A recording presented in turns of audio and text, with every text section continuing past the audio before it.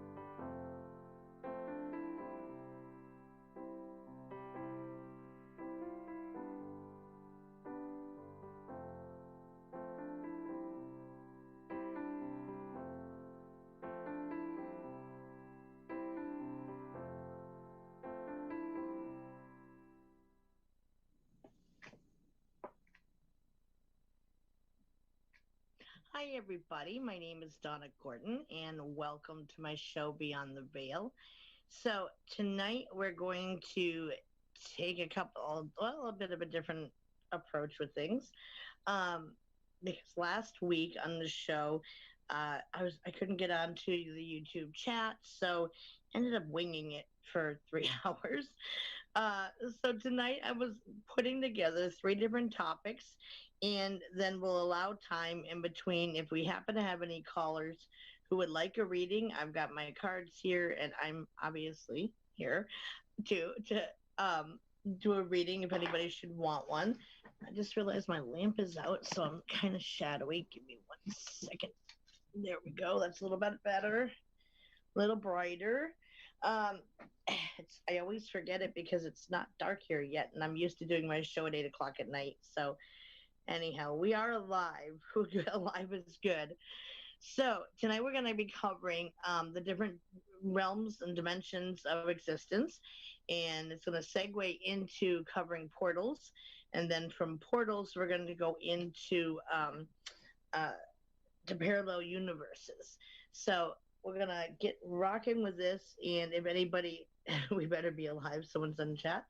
Uh, if anybody is interested in calling in, they're welcome to do so. If you'd like a reading or have something to say during the show, come on in. It's all good. So the phone number for the U.S. callers is obviously 929-436-2866. And the meeting ID is 522-657-0748. That's a zero in my writing. And in Australia, the phone number is 612-8015-6011. So you should be able to see me now, Gina, because I can see me now. So anyway, as always, I'm going to start the show out by doing a little circle of protection, a little bit of sage going on, just to keep out any negativity and any other crap that might be trolling out there. Where did my match go? I think I just dropped it. And then I also cast it across everybody who is watching, whether you come in a replay or during the live show. And so that extends to even those who are viewing in the aftermath of the replay. And for those who are not aware, sage brings in the good vibrations, helps push out any negativity, and can kind of create a barrier against anything negative from entering, as long as you state that as your intention. So with the sage, I cast a circle of protection around anyone who is viewing my show live or off air in the replay, and may that protection encircle them.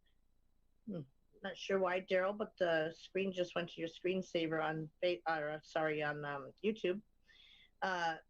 So I'll keep going, but may that circle of protection surround each and every one of you, whether again it's in a live chat or not, and continue into your personal lives, that you stay well and healthy and safe and protected from any influence of anything negative in your lives.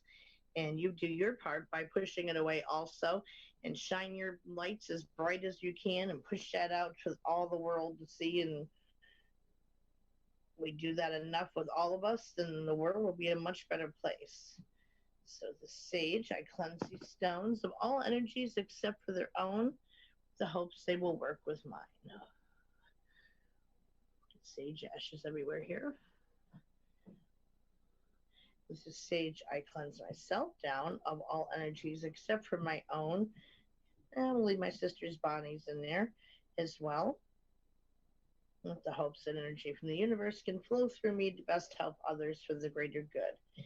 We give a little bit of sprinkling on the animals as well, just for, that they play nice together, reserve their passive aggressiveness towards each other, and also push away any negativity from them and reside in the moment. So I will it, so mote it be. Put that there to let that continue burning. Facebook hasn't started yet. That's odd. Talk about technical difficulties, huh? I'm not sure where. It wouldn't be started in Facebook yet. If you shared it there, then I guess it's kind of catch as catch can be. I don't know. I'm not in the Facebook chat at all, so can't access Facebook at the same time. Hope I can have my name back. Um, just have to go into your settings, Gina, to change your login on here.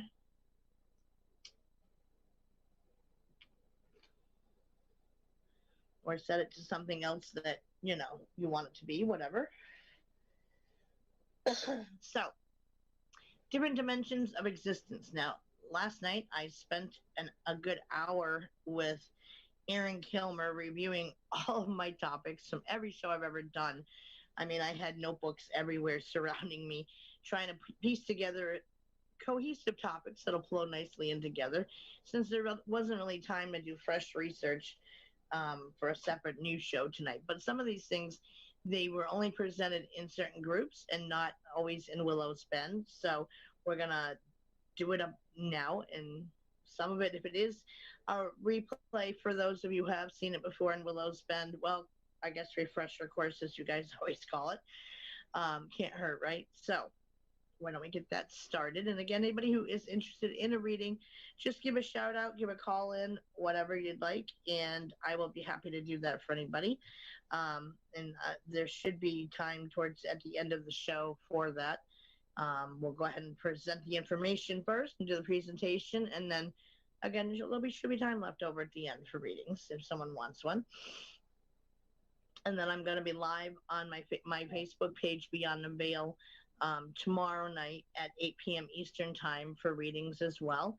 And then back in here in the Global Enlightenment Radio Network to do Willow's Bend on Tuesday, 4 p.m. Eastern time to 7 p.m. So let's get this rocking. So the different dimensions of existence. Okay, so there are, science has already come out forward saying that there are different dimensions of existence. They don't know much about them yet because our view of the rest of the universe, Facebook is reporting streaming glitches 45 minutes ago. Tech company is on it. Okay. Thank you, Katie. So apparently Facebook is having some glitches, but worst case, it'll be shared into Facebook after I get off the air and do it up that way. So worst case scenario, it'll be there, and it's still here on YouTube anyway. So hi, Johnny, how are you? And welcome. So the different dimensions of existence. Now, from our perspective as human beings in the universe, we have kind of a fishbowl view of things. So if you can picture us sitting inside the fishbowl, you're going to have a limited view of everything from here because we don't have that kind of a technology to see. We can only see so far out there, right? And we can't necessarily cross the lines into the different dimensions. Although science, again, is saying, yes, they exist. We don't know what's there, but they exist. So from a spiritual side of things, it's kind of thought that there are 12 different dimensions, and we're going to get into those here. So the first dimension is the realm of quantum physics. Now, this is connected to our physical world through our, okay, sorry, I had to decipher my shorthand. So we're connected to our physical world through our foundation of minerals, water, our genetic codes, right? It's unconscious to our five senses. And one dimension defines length, the axis, and can be thought of as a straight line. And all of this stuff, Einstein is the first one who really started bringing the quantum physics thing forward as ideals. Do not know how to do this. You are doing it, Gina. I see you in chat, honey. Sorry, one of my Willow's Bend members is a little bit confused on how to chat, but she's doing fine. So thank you too, Sandy, for going out and sharing it anyway, even if it's glitching, it'll be there. So the second dimension, so the first dimension is our realm, the 3D dimension we live in, right? It's made up of the physical stuff that makes up us, genetic code, minerals, our foundation of life as we know it is here on the third dimension. Now, it's even though we call it the third dimension, it's really like the base level. What some have referenced before is the cosmic goo that makes up every living thing that is here in this dimension. Now, the second dimension brings in the biological connection, and here we connect plant and the animal kingdoms where the chemical elements of our own body start to interact with those things. And at this level, you can understand the communication network between your cells, all of them. And I don't want to lose my bookmark for the next topic. And beings that exist here in the metaphysical viewpoint. It's also said that beings such as fairies, nature spirits, and elementals reside in the second dimension.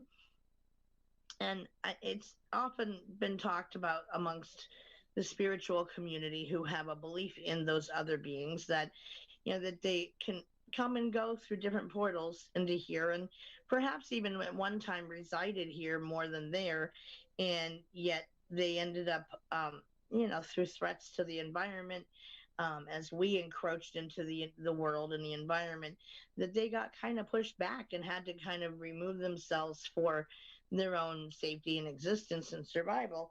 And so, I can understand that if you get a huge, massive race of beings coming in, taking over all of your resources, or looking to hunt you down or what have you.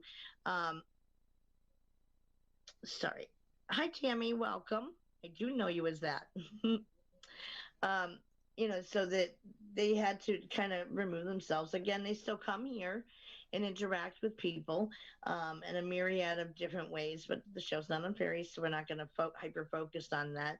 But the like the elementals and so forth, the nature spirits, they work in connection to the different elements of the earth, air, fire, water, and spirit. And so they're there to kind of protect that aspect of nature.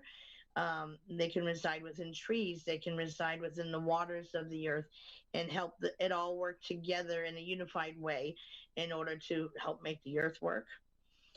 Welcome, Marianne. Hi there. So that's what those are, for anyone who doesn't know what an elemental is. So the third dimensional reality is where we reside in as humans, and this is where reality starts to become, quote, real. Now, this is where density comes into the equation, and consciousness can identify with matter, with what we call the material world, where we work logically to prove things and need to see things in order to believe them. And it's the illusion where free will exists, and the fourth dimension as well. Free will exists there as well. And it's thought that all beings have free will, and you have to operate within that as a foundation, that everybody, no matter what kind of a being you are, has the right to choose how they carry themselves. Any decisions you make, it resides within free will. Even if it's self-destructive in nature, well, it's still free will. So then we go into the fourth dimension, and that's the astral plane. Now, people view this differently depending on what you do in the astral plane. We all have heard of astral travel and so forth. And sure, you can travel in there, but I like to look at the fourth dimension more like a hallway to the fifth dimension. It's a way of the other spirits can get in here as well. So it's where light meets darkness. And it's the illusion of good versus bad is also here. Fear and distrust emerge here as well. We as humans can get a little shaky and we're out of our element there. And it's not, our physical body isn't there. So it's our consciousness or our soul selves that goes there and operates on that level. So some people get a little nervous about that idea and are unfamiliar with experiencing it. To me, it's not any different for me anyway to be there, and I can send my consciousness wherever I should choose, whether it's our dimension or not, and it's done with intention. And I'm not afraid of whatever I'm going to face until I figure out what I'm dealing with. I'm not going to freak out because it may not be something worthy of freaking out over. and it's all ultimately just energy. So it's just different forms of energy, essentially, that you might face in any of the dimensions. Even ourselves, we're made up of energy within us, and we have enough energy within us to power light bulbs and batteries and all that. So hence it can transform into the other environments and other dimensions. And it's said that that is ultimately what our soul selves are, is energy, right? So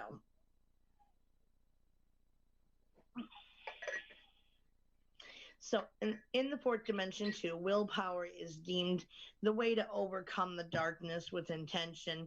Um, it's a perception. So we are in kind of still holding on to our outlook on things, how we view things, of our place within the universe, the physicality side of it, as well as our foundation of beliefs, really, like religious teachings and what we're taught along the way. But it's still from the perspective of the dimension we live in, is how we're going to view the other dimensions, and how we perceive that energy.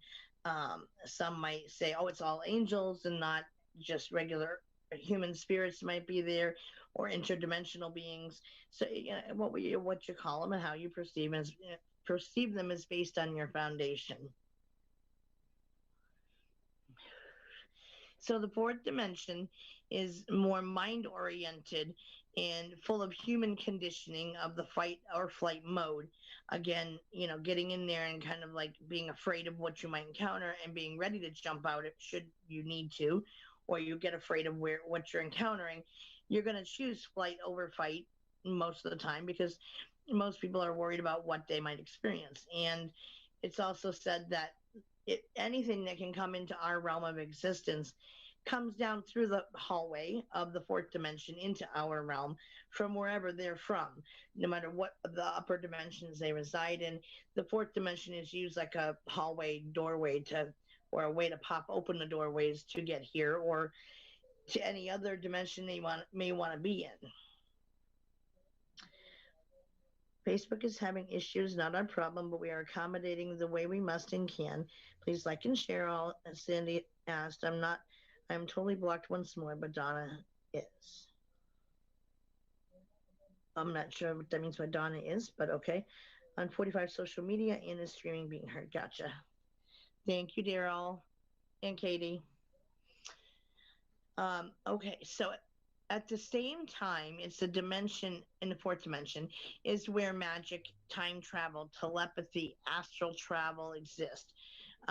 For those who are willing to engage with this dimension, there's more of a chance to live through like a magical life.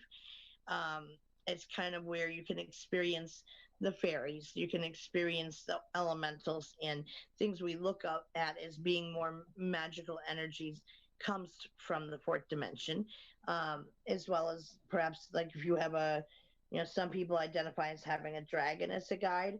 Well, it would be kind of in that realm that you would experience it. Even though they themselves may not reside in the fourth dimension, you can access them from there. And that's kind of a halfway meeting point. And that's what I perceive when I'm doing readings for people.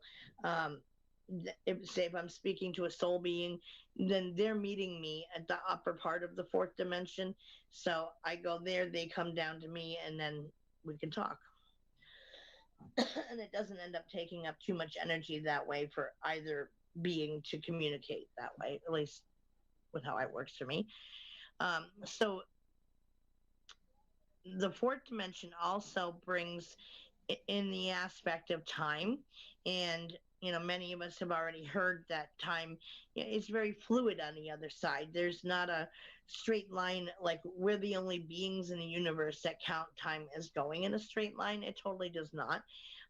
They can view past, present, and future with equal ease, whereas we get locked into being a clock watcher. And even like before I could get started on the air, I was getting twitchy. For me, I'm a punctual person, and I hate running late, and I get anxious. I'm not gonna lie, and I understand other things happen beyond my control and so forth, and I try to stay calm and chill about it. But yeah, I start to get a little twitchy, but I try to stop myself, to remind myself that it's okay. It's okay. It'll get going, and doesn't have to be a straight line. We'll get there. So, but yes, it's a fight back and forth in my head. Um, I go by my grandma's name, but was very close to her. She had, wow, 13 children. That's a lot of kids. So then we segue up into the fifth dimension, which is the plane of light. Now, for many religions, it's the dimension for heaven and light and of the highest realm the soul can reach, from a religious aspect, anyways. Get my ribbon in the way. This is the realm that we incarnate as stellar beings, um, with its beings' time on other realms, or living within the stars, and it is all good, absolutely. And it's where you came from before choosing time here on Earth. So it said that the fifth dimension is where like higher beings can reside, and soul beings come from there.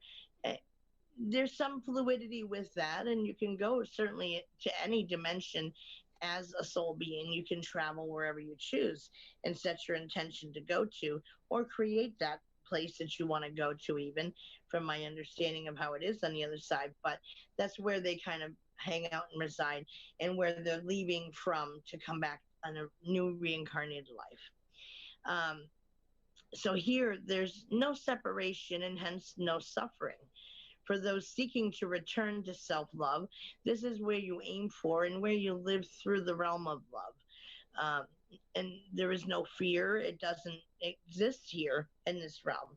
And I can honestly say, too, that from the perspective of being a medium and connecting to soul beings on the other side, that, everybody who's lost a loved one always tends to ask, you know, like, how are you doing, are you okay, and or they feel guilty for how something ended at the end of that person's lifetime, or I didn't get to do this, I'm sorry, and whatever it is that they're carrying with them. And they themselves will say, it doesn't belong here, so you can release it, because we don't hang on to it here. There is only love here that exists ultimately, and we are at peace, and there's joy. It's not anything, there is no negativity or fear in the fifth dimension. So your soul self, to reach the fifth dimension, it's a matter of duplicating yourself into that dimension. And what that means is basically you have to raise your vibration up higher, and then you set your intention, that's where you want to go to. And then, you push to get there, because, it is a higher dimension other than where we exist in the third. So you have to kind of go through the hallway of the fourth dimension to reach that. Now, it is perfectly possible. I've been there myself, not to where the main uh, area that some people would call heaven is, but in visiting other beings and so forth, other locations, I've been to the fifth dimension with that way, or in communication with fifth dimensional beings. So your soul self reunites with its home, and you don't get there through astral or time travel. It's a little bit different. So when you're able to connect into that fifth dimension and embody it into the physical existence, the magic of the co-creation begins to unfold. Now, what they have told me is that we're all creators. We all have that divine energy within us that created us, that we came from, and we are part of that divine energy. So we are perfectly capable of creating as well. Thought, emotion, and intention create. So when you can set your thoughts, put your emotions behind it, and you create an image in your mind to go with it of what you want to see happen, and you're focusing on it with all you got, you can create it. I mean, that's what really created the world we live in, is if you stop and think about, like, we are in a bubble of sorts, right? And the majority of us are in the same bubble, and all of our thoughts and all of our energies and what we want with our lives, what our goals are and dreams are, etc., have created the life we are living. And if we want to see change happen, well, then more and more people start having their awakening and raising their vibration to make it higher. And in doing so, they're getting to a new level, and things are shifting out of that main bubble And that's kind of what has to happen is the majority of people need to shift it higher, and then they can recreate that which we have around us. So it can happen. You can do it. I mean, another good example of that would be to when I was going to move here to where I'm at now. I had set my intentions of what I needed to have in a new place. That I needed the rent to be affordable. I needed it to be on the ground floor because I'm permanently disabled and can't do a bunch of stairs. And I have durable equipment and stuff. And also that I could keep my animals. And lo and behold, that is exactly what I created to be put on my path. That's what came open up to me, and here I am. So it does work. So when you're living in that, you revel in the oneness that is in all of us, the one unity consciousness, to where you're understanding that we are part of the divine creator's energy, and that energy is within us as well. We're part of that. And so we are all, it's all interrelated, and you're all of the same consciousness, and ego doesn't belong in there at all, and or shouldn't.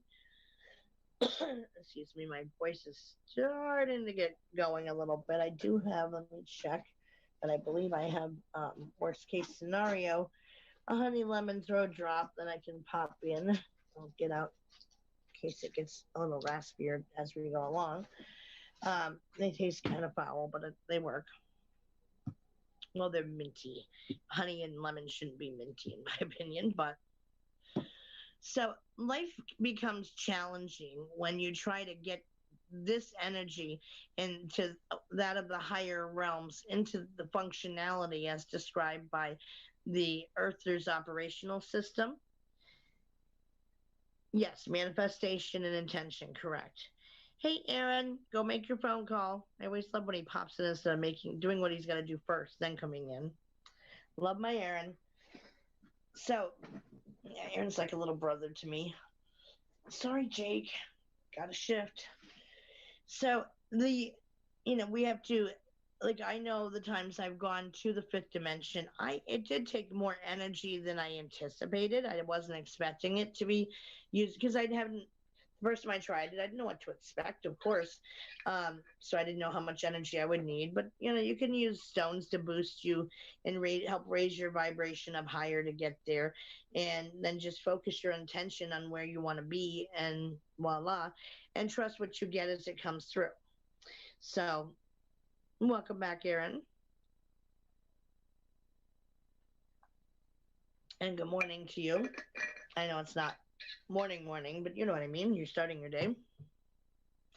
Aaron and I were did an all-nighter on the phone last night. It's our video chat, so he's probably still tired.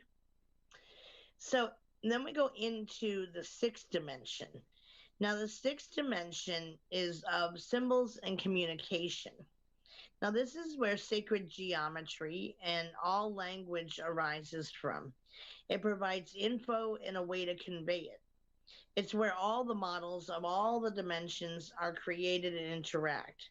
The Akashic field is said to reside in the sixth dimension as well. And I mean, different people look at the Akashic records differently. Some people see it literally as a hall of records that you go into to tune into your past lives.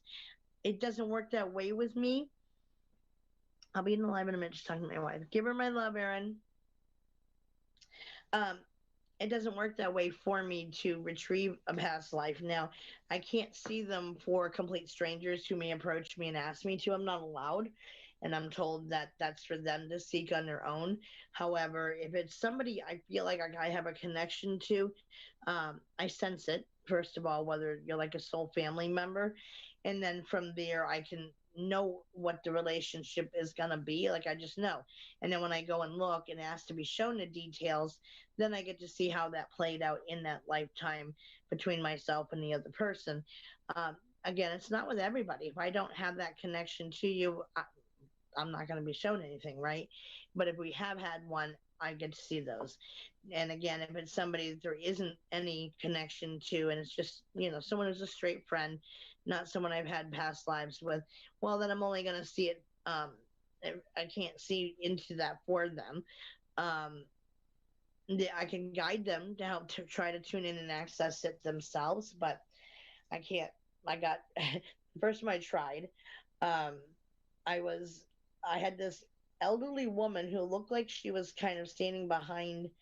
It sort of looked like a veil of lace or mesh or something, and she said very sternly, "That is not for you to see." And it startled me so bad I completely jumped out of there and was full of apologies and tripping over myself, and because I wasn't expecting it, so I was kind of like, "What? Sorry, I didn't mean to." I listen to when they tell me stuff, or they say I can or can't do stuff. I listen because they have my greater good in mind, and they're there to lead me when I'm feeling a little weeble wobbly with things, what have you. So they're there for that purpose. So I follow their lead.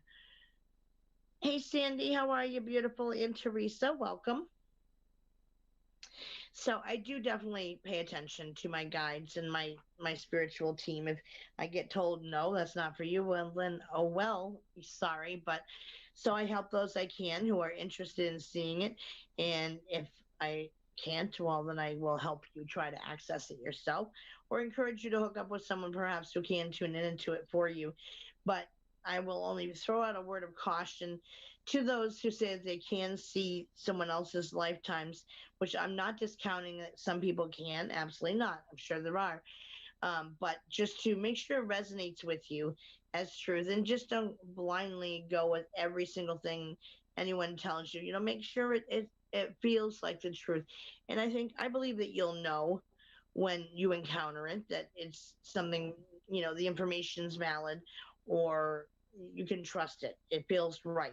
It feels organic, and you feel it usually like in your heart chakra area when it's truth that's being spoken and not someone just talking out of the side of their backside with stuff. So definitely look at it from that aspect. Yep. Thank you for sharing, Erin. I appreciate you. No, that's okay, sweets. Like I said, we had an all-nighter last night in video chat. So I'm a night owl, and so I'm typically up until like 7 a.m. most mornings, sometimes a little later. And Erin is way on the West Coast. I'm on the East Coast. So we have a 3-hour time difference between us. So for me, 7 a.m. is his 4 o'clock in the morning. So Shasantra drops a real foul. I've never heard of that, Gina. These are the only things I could find when I went shopping, because like Walmart's cold center has been raped prolifically. They're Ricola dual action honey lemon drops. I strongly dislike the Halls drops because it's way, way, way too much menthol in them. And yes, I get snuffly with my allergies, but it's not the main issue. And so it's more to help my throat with coating my vocal cords is what I'm looking for. And I haven't found what they used to carry that were amazing. I want to say Celestial Seasonings made them originally. That was a weird noise in the background. Okay. I don't know if we lost our feed or what happened here. Hello? Hi. Hi. Hi there. How can I help? Donna. It started Hi, Donna. I heard a crackling noise, and I was like, what's going on? Hey, how are you? I'm good. How are you? Good. I was wondering, I had a question. Sure. And it involved with myself. I've been working with crystals and trying to learn with them. Yeah. And I would maybe like advice or, understand if I'm using it correctly or am I interested in them. Okay. Well, let's start with what stones do you have that you're referencing? Oh, I have a lot. Me too. Me I have too. well over, I would say, well over 300 different types of crystals, but I do like. You do too? Oh, I said my kind of lady. Yep. So I primarily work, of course, with quartz crystals, fluorite, smoky crystal, Those are some of my favorites. tourmaline, and excuse me. I said those are some of my favorites. Yeah, tourmaline and obsidian, Hmm. snowflake, obsidian snowflake, and those are my, I guess, primary. I guess you would say. So you're drawn to the higher vibrational stones. Is that safe Yes, to say? yes. Yes. As am I. Um, when your energetic vibration is higher, you get pulled to those way more than you do the lower vibrational ones. Now, the lower vibrational ones do serve a purpose. They tend to put out like happy vibes into the atmosphere and the environment. Are you able to feel their energy of each stone? Yes. Okay, so I call that their voice. And to me, they enter my understanding of how it all works. They are their own sentient beings. They have, they're living organic things that have been formed over millions and millions of years, and Correct. they have their own soul. And the energy from them, and it varies from stone to stone what that energy is. That, to me, that's their voice. So when I get tuned into a particular rock, it's because of its energy it's putting out, and it will pull you towards which one that is going to be able to help you the best in the moment. Okay. So as long as you can research what properties go with each stone, I mean, they're there to help you, and they want to help you, and they should be treated with respect. They like it when you talk to them and you ask permission, like before you do something, of can you please help me with something, and thanking them when you're done, cleansing them regularly, like saging them down. You got to be careful which ones can get wet and which ones can't, and Correct. have access to charging them under the full moonlight. That's the best energy for them. But you can call, say if it's nasty weather out or what have you, you can't set them outside. You can draw the energy of the full moonlight into your home by simply asking that be the intention, that energy reach the stones, and then they will charge up that way too. Okay. um, so yeah, it really depends on what you're trying to do with particular stones. They each have their own property, and like the black stones tend to be for protection. Right. And like right now in front of me, I have a smoky citrine double terminated point. So it has a point on each end for those who don't know. Right. And use this one for during my live shows in case there happens to be like an unintentional energy vampire that comes in. They don't Right. know they're, but they're kind of sucking my energy out in the process, and I'll literally start to droop during a show, which I can't have. So I keep that handy too, with one end of it pointed at the screen, and I ask with the intention that it helps return back to me anything that might be taken from me during a live, and to Okay. protect my energy. Um, I have a obsidian raven that I have sitting up above that is for protection or added Okay. protection. Um, I am fully protected by my guides and I can't be harmed in that way, but I feel like I should do my own part too. So I always have that handy during shows. Uh I huh. have clear quartz chunky monkey, and this one is a powerhouse. And I asked for volunteers to help me with what I'm trying to do, and the stones can vary which ones volunteer. So I don't limit myself to just the same stones every time I ask who would like to volunteer. And either my eye line will get pulled to the right stone as I'm scanning them all, or I will feel like a pull to that side of the room, can hold my hand out and feel the energy of which one is volunteering. Or before I even ask the question, sometimes the particular stone will pop into my head, and that's the one to use. So I do that as well. And clear quartz is a master healer stone, in that anything you ask of it, it's able and capable of doing, whether it's energy work, healing, um, shoring you up if you're feeling a little nervous and twitchy one day. You can do Uh all huh. kinds of stuff. So that's why I have that one handy. I keep um, it's a hawk's eye stone or blue tiger's eye handy in case someone requests a reading. If my energy is not great that day, it'll help me just make the connection to those I'm seeking to talk to and bring them in. So I always have that one on hand too. Plus, I just like how it feels. So keep that one around for that. So I mean, I don't know exactly even how many different stones. I got a big collection though. Never really, but yeah, it is a thing. There are a mad ton of resources online, and all you have to do is type in a search what are the properties of such and such a stone, and it'll give it to you. There's a ton of great resources out there that will explain the properties of them and how you can use them. Yeah, I've been exploring a lot of them, and recently I come across information on the Vogel crystals, and with a man named Jane, I think it's 108. He has given a lot of really, a lot of information that really, bumped everything up for me a lot in understanding, how crystals, as they relate to our body, and Mm-hmm. and separately with them. So it's been extremely helpful. So Good. that's really been helpful to me.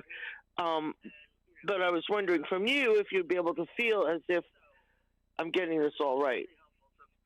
It sounds like it so far that you are, and if you're able to pick up on the individual energy of the stone and trust them to help you. Now they're not going to do it all for you, of course. They're not. That's not their role. But like I said, yes, even though there's certain properties assigned to each stone, Uh huh. again, I'll just get a volunteer that'll sometimes completely shock me that it's not one that typically would be used for a specific task, and yet it's volunteering, so I use it. Um, I definitely vibrate with the higher energy stones as well, and the ones you named off were many of my favorites. I have a ton of fluorite. I have Yes, uh, of course. like hugely drawn to ocean jasper, not the newer. Yeah, I love Ocean Jasper. Yes, the newer ocean jasper that's out on the market now, I'm not as drawn to as the older stuff that came out like a year or two ago. And Yeah, I I'm have the older stuff actually. Yeah. that's what I have as well. I'm not as drawn to the newer pieces that are out on the market, but the older ones, yes. And so, you go with what feels right to you and what you're drawn to. And, the struggle is real because it can become not an obsession, but when you reside within that energy, um, and you understand them, you're able to hear their voice and work with them, then yeah, they're hugely beneficial and they can just feel good by being in your environment. So, um, it sounds like you're on the right track with them. And there's a great website out there. So I covered it. I did a show once on like the different types of stones, and I covered like the A to Z on them. And Okay. they mainly, this website mainly deals with clear quartz. However, there's a lot of other information in there that can cross over to other stones, with the shapes and the different sidings on them to identify what you have. And I mean, there are things I didn't know I had in my collection. And I went back and looked and said, holy crap, there are keys there, or, there are sigils or etchings on this one. And oh, I didn't realize that. And I have a bunch of those.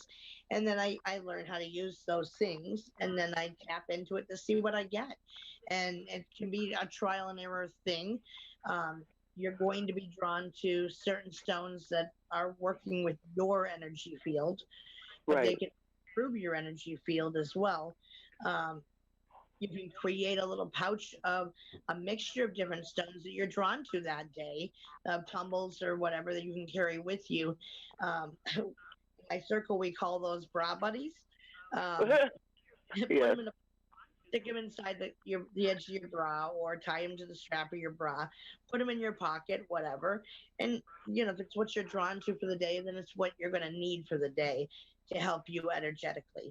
So, and it can vary each day. And just, go through and cleanse them. A good once a month is the standard I use for saging them all down.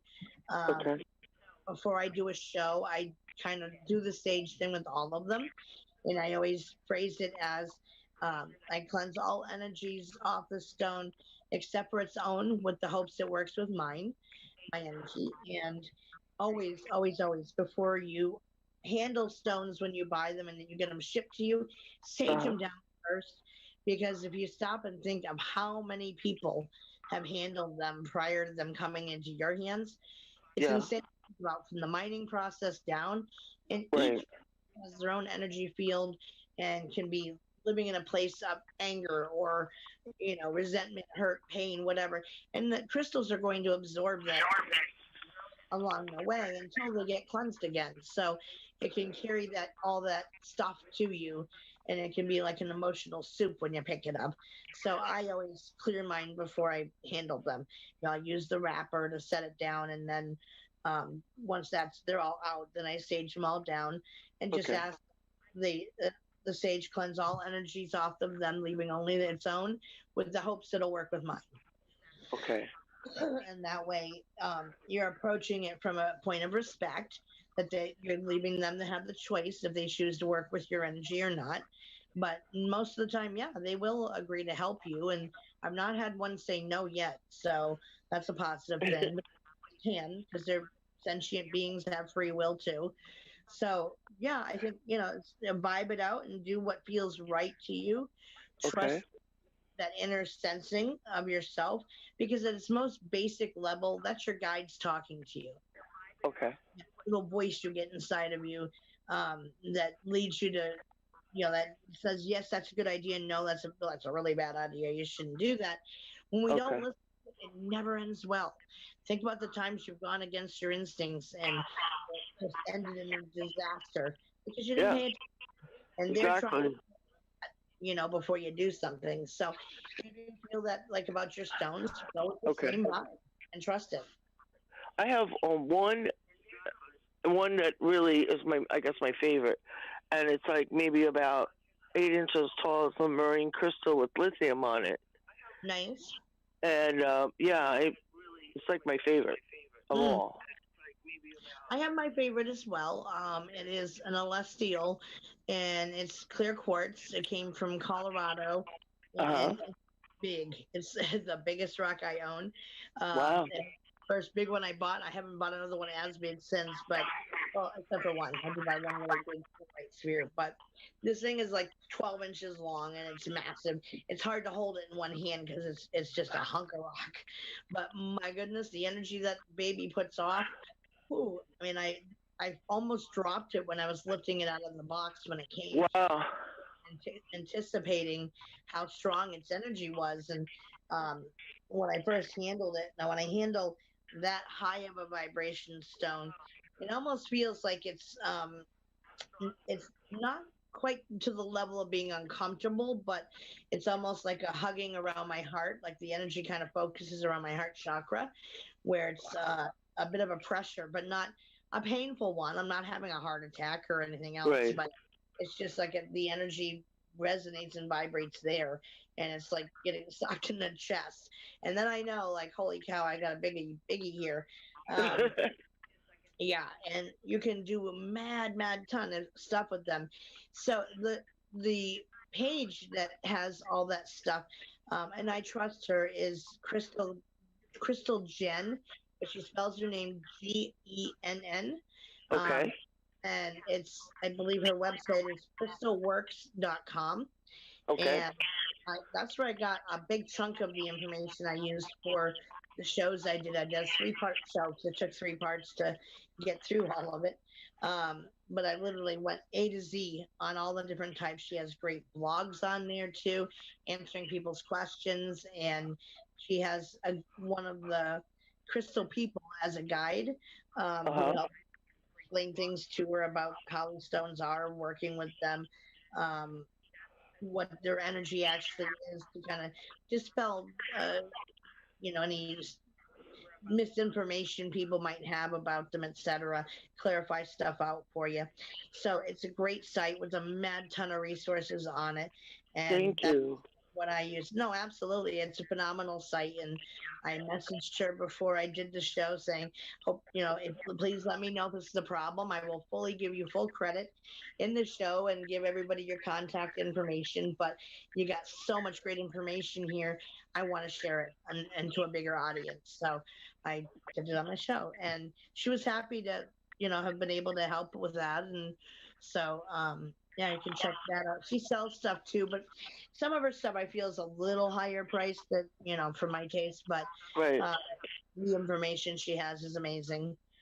So yeah, Yeah. otherwise trust your instincts and what you pick up from them, and don't let anybody tell you that you're crazy or you're wrong. Like whatever you're getting from it, go with it and trust it. And just know that even though a stone may say, well, this is the property for this stone, well, sometimes they can go beyond that, and it's working with your individual energy, and it can surprise you with what it's doing that's not under its property list of things that it helps with, and Okay. that can happen, and just be open to it. Thank you, Donna. Thank you Oh, so you're much. very, very welcome. Happy to help. Thank you. You made me feel good, so I'm on my way. Good. Up Awesome. and forward. Appreciate it. You're very welcome. Keep rocking on. Okay, you have a nice day. Thank you. Thank you. You too. Okay, bye bye. Take care. Bye bye. And I will give a shout out to Karen and my other Aaron in chat. Um, well, do you have COVID or something, Karen? You're saying COVID's affecting your Spidey skills. Sorry about the cough. Let's see. Hi, Isis. How are you, beautiful lady? Okay. So, back to the topic of the different dimensions and where we left off. Um, okay, so we left off on, let me back it up a little bit. I believe we are in this, sixth dimension. So again, to kind of review that, the sixth dimension is where sacred geometry and all language arises from.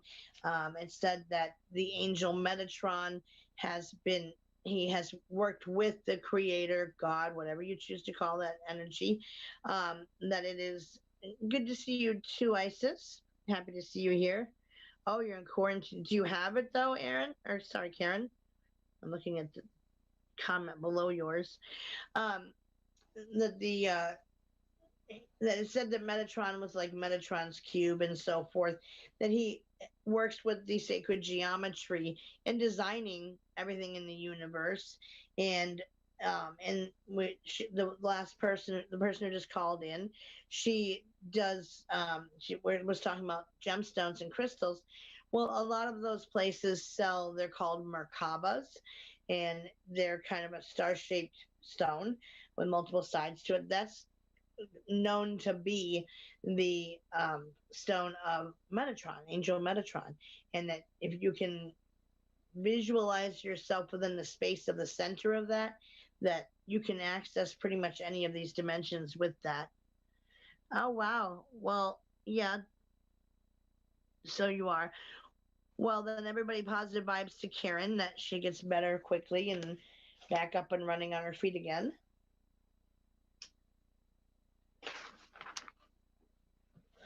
So it's where all the models of all dimensions are created is in the sixth dimension. The Akashic field is held here, which is the knowledge of all of the souls across all time and space and realities is held there. So, for example, if you are tuning into your past live stuff, that it's said that it's stored in the Akashic records, which is it's like a library, but it's not. I mean, it's not an actual library, but it, every action, every thought you say, every word you speak, every thing you've done in your life is supposed to be recorded in the Akashic records, and that's where each lifetime's information is supposed to be held in that space. To me, I do visualize it as more of a dimension than a library or a hall of records or a library containing a book for each lifetime you've lived. It is one way to look at it using an analogy, but it's not actually what it is. So that's said to be in the sixth dimension. For myself, when I asked to see a past life I've had with someone I recognize as a soul family member, I asked my guide, and I literally, she sends me the image of like she's pulling a file out of that lifetime, and like she's searching through the like a file drawer, and maybe that's just a visualization she gives me so I can identify what she's doing. I don't know, but that's how I see it. Is like she's flipping through the files trying to find the right life, and then she pulls out the file and here you go. So the beings from the sixth dimension here are also, they're very high vibrational energetic beings. The blueprint translators have spent lifetimes here understanding the codes of the universe and the purpose to keep tapping into the quote secrets and to translate them for others to understand on earth and in other places. um, and then we go into the seventh dimension, which is living vortexes. Now, these are often experienced as swirling rainbow energies that vortex like a whirling mass through different dimensions, and not just the three-dimensional directions. It can bring or go through different times and space, so it's not limited to just one view of things. And the purpose here is to explore other dimensions with, to propel the sequence of the universal evolution. So he is a moon unit, that is for sure. um, and so the eighth dimension is said to be the group souls. Here, collective entities work together as one and can channel into other forms, into other dimensions. So if you think of like drops of water within an ocean, they're communicating through holograms. Group energy could be living in the world as a rainforest, for example. And even sometimes, hi Lonnie, welcome. Um, so even sometimes with the collective of souls, there have been times where they've come through as to teach us. You know, you can also find them as teachers who will come through, and the average number seems to be that they disclose that of how many there are of them is about 1,200, give or take. And it said that they are all kind of vibrating in the same direction, and they all can kind of put in their energy to answer questions, and they kind of come forward to show different sides of the soul, really. Karen Glover, okay, so she's just giving things to help with the COVID stuff, okay. Um, and so, like the Seth speaks. Seth was a collection of soul beings who came through in the 70s, who taught about the dimensionality of the soul and that it is a valid thing, and kind of all aspects from the time we cross over and transition up into what it's like over there, what you might experience, etc. Then in the 90s, the teachings of Michael started coming through to a group of professionals who had a spiritual group uh, in San Diego. I think it was San Diego, San Francisco, one of those stands in California. And it was a group of professionals, doctors, lawyers, um, supervisors, high level CEOs. They would all get together like bi-weekly and discuss different spiritual topics. And at one point, this soul entity group, known, they called themselves Michael, started coming through and started talking about the different aspects that go into and teaching about reincarnation, all the different parts that go into creating your next life. And that's what their purpose was. And then I want to say, probably it started in the 1990s with the there was a woman who was she was a psychic medium, and she had started bringing through, again, it was a group of soul beings, but she named them Abraham. Her last name is Hicks. Her first name is Esther, so Esther Hicks. She named them Abraham. They kind of said, call us what you want to. That title's not important. And so she labeled them as Abraham. And they started channeling through her. And by channeling, I mean true channeling, where her consciousness would get scooched aside so they could speak through. And they started teaching about the law of attraction, and that what you put out comes back to you, and how simple it really is, but humans make it much harder than it has to be. So just reading the the YouTube comments. So there have been times where they've come through trying to help us, get a clue on how things work. And a lot of my understanding has come from them. And I've then validated that with my guides of, hey, is this accurate information I can trust? And They'll say yes or no, or, oh, yeah, they got it right, or, hey, is my understanding of this principle correct? And they'll tell me, yeah, you've got the pretty much the foundation of it down and solid understanding, so you're good. So then I can go forward and help teach everybody else about it. So, okay. So then we go into the ninth dimension. And what the ninth dimension is the creation of form. Now, the formless consciousness at the 10th dimension becomes form into planetary, universal, and dimensional consciousness. There's always a hierarchy. Now, even amongst guides, you can have a hierarchy of soul beings who act as guides, from different levels of knowledge, age, experience, wisdom, etc., focusing on different things to help you. There are some who come in for a little while and help you in a certain time of your life. They can be a little bit higher than um, like a regular human spirit. So they've had training and, on how to do this. But those beings have to agree to any foundation of rules that your actual spirit guides teach you and have to operate within that or they get shut down. I have one he's out really all the time, and I frequently go to him for smaller stuff. But if it's something that he'll tell me if I can't answer that. That's coming from my guides. And then I caught a glimpse one time of that my guides have guides that they have to listen to as well. So that idea that we all have a boss here on our realm of existence, same thing on the other side too. It's always somebody they got to answer to all the way up through. So Iba, I'm not sure who Iba is. I'm not seeing a name by that unless it's a typo.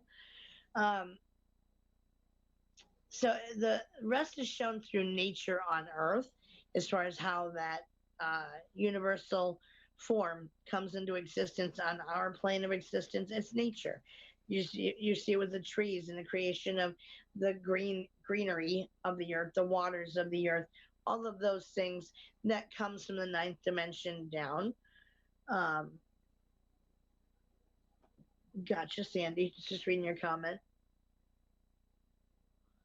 Now, in the 10th dimension, this is where you encounter the truth of the universe. So the universe is, in the 10th dimension, is a conscious entity. It's a pure mixture of the yin and yang, a bit like cosmic DNA.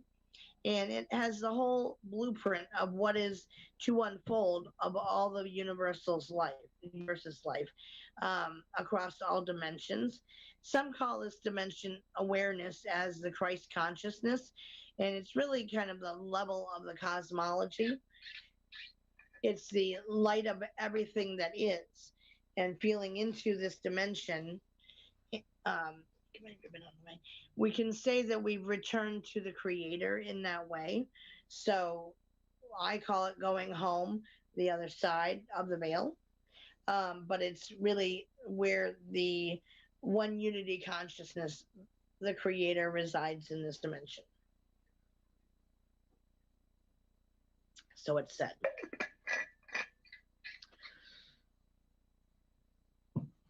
You guys are just chatting in chat. Okay. So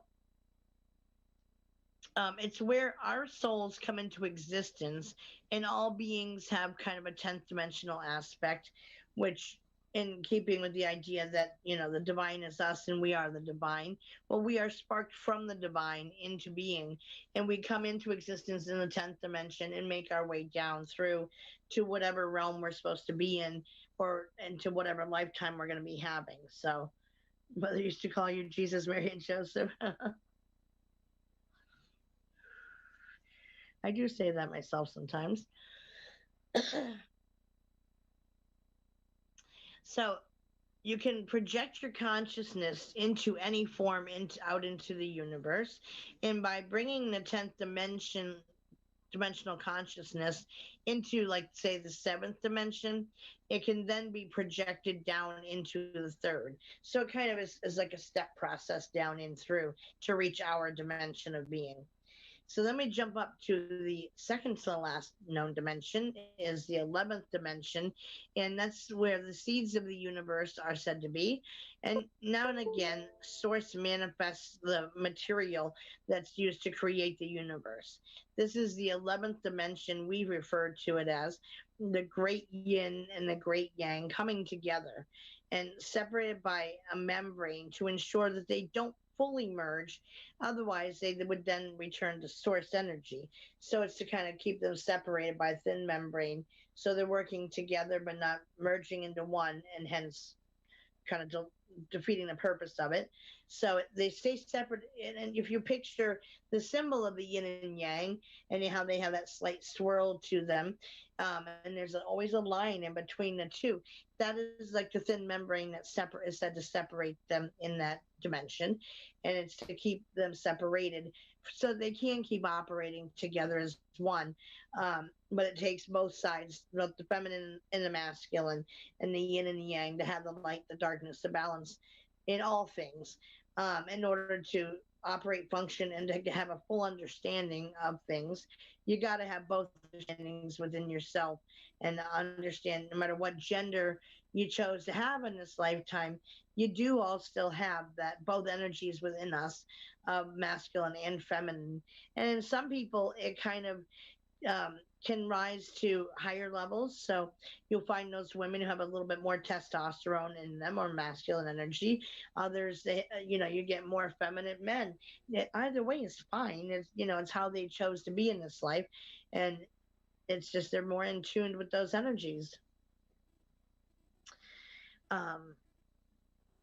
Singing Gotta Keep Them Separated. I don't think I know that song. So the 11th dimension is like I said, you can step down from the 10th dimension and jump it down to the 7th in order to manifest here in our 3D dimension. And that's how we perceive that which is around us. They're just talking about what their parents called them in chat as children. The 11th dimension is the seeds of the universe. And that's where we kind of jumped into. So a universe is born. What you doing, Jake? Shifting around me.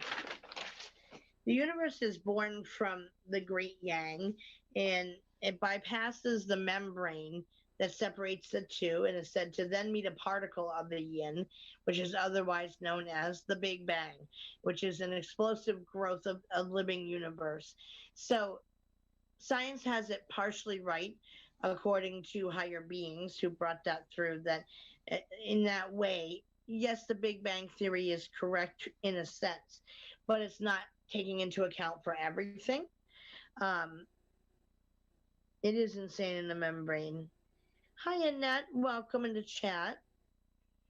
And so, it's the Big Bang is part of it. So once that particle meets the other side, there is a Big Bang that comes of it, and hence a new universe is sparked out into existence. So into the 12th dimension, that is the dimension of all that is. So the dimension includes and exceeds all infinities and can't be imagined by the limitations of the human mind. It's what we call God or the source, all that is, the creator, whatever Sky Father title you want to give it. There is no I in this realm. In this realm is everything and more.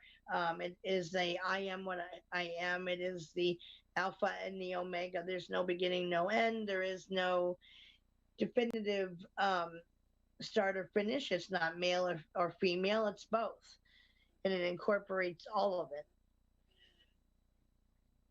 Oh, it's okay, Annette. I mean, a lot of people are struggling, but basically, so to take a pause in the material, sometimes Facebook, from the platform that the Global Enlightenment Radio Network, gets a little goofy and it has trouble connecting to Facebook. They don't play nicely together all the time.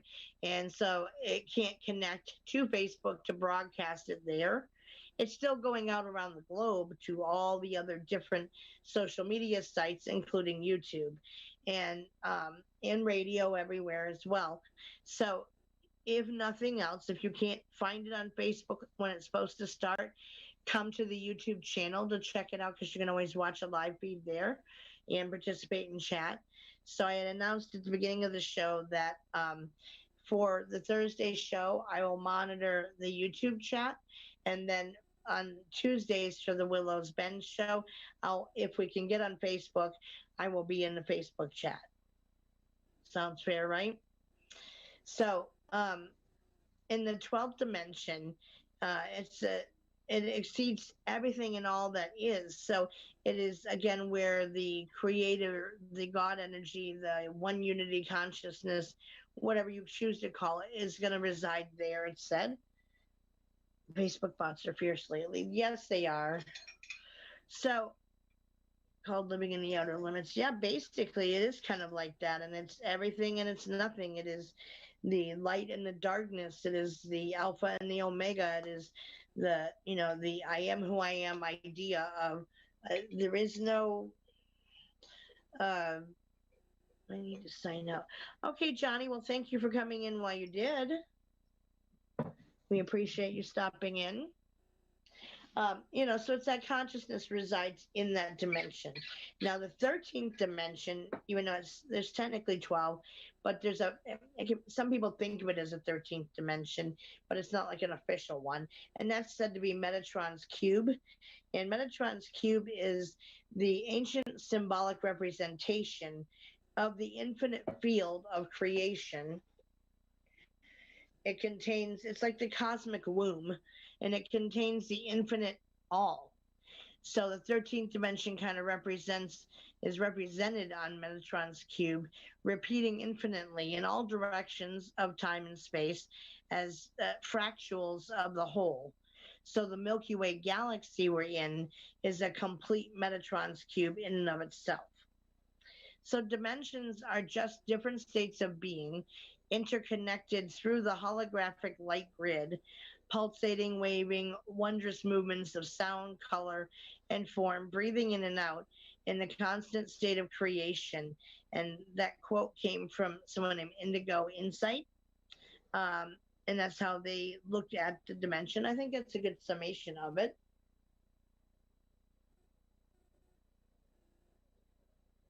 So again, quote, dimensions are just different states of being interconnected through the holographic light grid, pulsating, waving, wondrous movements of sound, color, and form, breathing in and out in the constant state of creation. And that is true. All soul beings can create. All soul beings do create. We create. We don't realize it, but yes.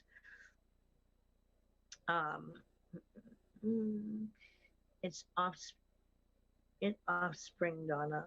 What do you mean, Gina? So those are the main basic, what is spiritually looked at as the different dimensions. Some of it is scientific. Science is catching up a little bit, but it's, by far not there yet. And it's one of those is what it is things. Hopefully there will come a time where they do. Yep, Jaker's laying down beside me. Little girl's over that side of me. So then we're going to cross over into talking about portals. So let me break out. Finally can get this book. I chose the wrong bookmark.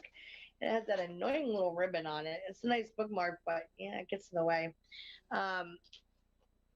It's like an elephant bookmark there. So, and I love elephants. They're very wise beings. So, but it didn't work well for the notebook thing. It's from the band Offspring. Oh, gotcha. Okay. Gotcha. We are creators, absolutely. And most people don't realize it, but yes, it's our collective energies that have created the world that we perceive around us. Elephants are amazing. Yep. So, in tapping into portals, no pun intended, what is a portal? Mosh pit time. We're not having mosh pits during spiritual time here, Gina. Come on now. I knew what you meant, honey. So, what is a portal? A portal is a doorway, a gate to, or other entrance is another way to look at it, um, especially a potentially large and imposing one. So, paranormally, it's believed to be a gateway to another plane of existence, which is the spirit realm. Um, oh, me too, Aaron. I got gypped. I always say I got gypped out of it. Of riding an elephant as a child. There was a park in New Hampshire called Canopy Lake Park, and it was home to the oldest wooden roller coaster in the world. And I rode it. But they were doing camel and elephant rides, and my brothers got to ride the elephant, and I wanted to ride the elephant. I've always loved elephants since I was a wee child. And after their ride was done, unfortunately, it was rest time for the elephant and feeding time. So she went to eat, and I got stuck riding the camel, which was a unique experience. I still remember it. Nothing wrong with it, just different. But I really wanted to have that connectivity to an elephant. Have not had the opportunity since then, but is what it was. So portals, now there are also certain places that are held sacred around this earth, especially to indigenous people from different parts of the world, that are thought to be doorways in which, well, different beings look at it differently. Some say the gods came through the portals. Some say the gods are, um, actually aliens that came through to bring different technology, and that's how they manifested into our realm. Others look at it as where higher beings can come through. The dog's done ate hamburgers. I do, Sandy. Yes, I was warned about the shift 3 years, about 4 years ago now. So for those who are listening, Sandy in my chat asks, "Do I feel a big change coming?" Yes, things are shifting now. It's going to get bad before it gets better, but change often is like that anyway. And it definitely, everybody who resides in the spiritual community to some level or another, even if they don't completely understand it, has been feeling things shifting, um, even if they don't have a explanation for it. Energy suddenly being droopy or just wanting to sleep all the time. Some are dealing with levels of depression. Others are more charged up, and having dreams. In certain communities, it's been noted that a lot of the same types of dreams have been happening with the same theme to the dreams. Um, the tiny, you know, uh, details of it have changed from person to person, but the overall idea behind them has been the same. So yeah, definitely, absolutely.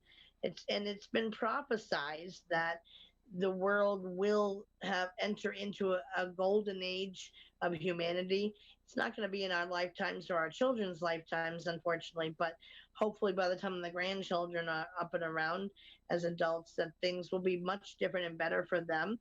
And again, it's been prophesized going back to the Mayans and Aztecs time frame of things, that humanity will get there.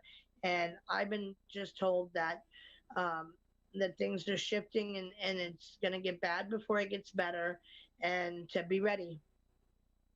So yes, absolutely. I've been feeling a big change for months, and corruption will be exposed, and it's already started.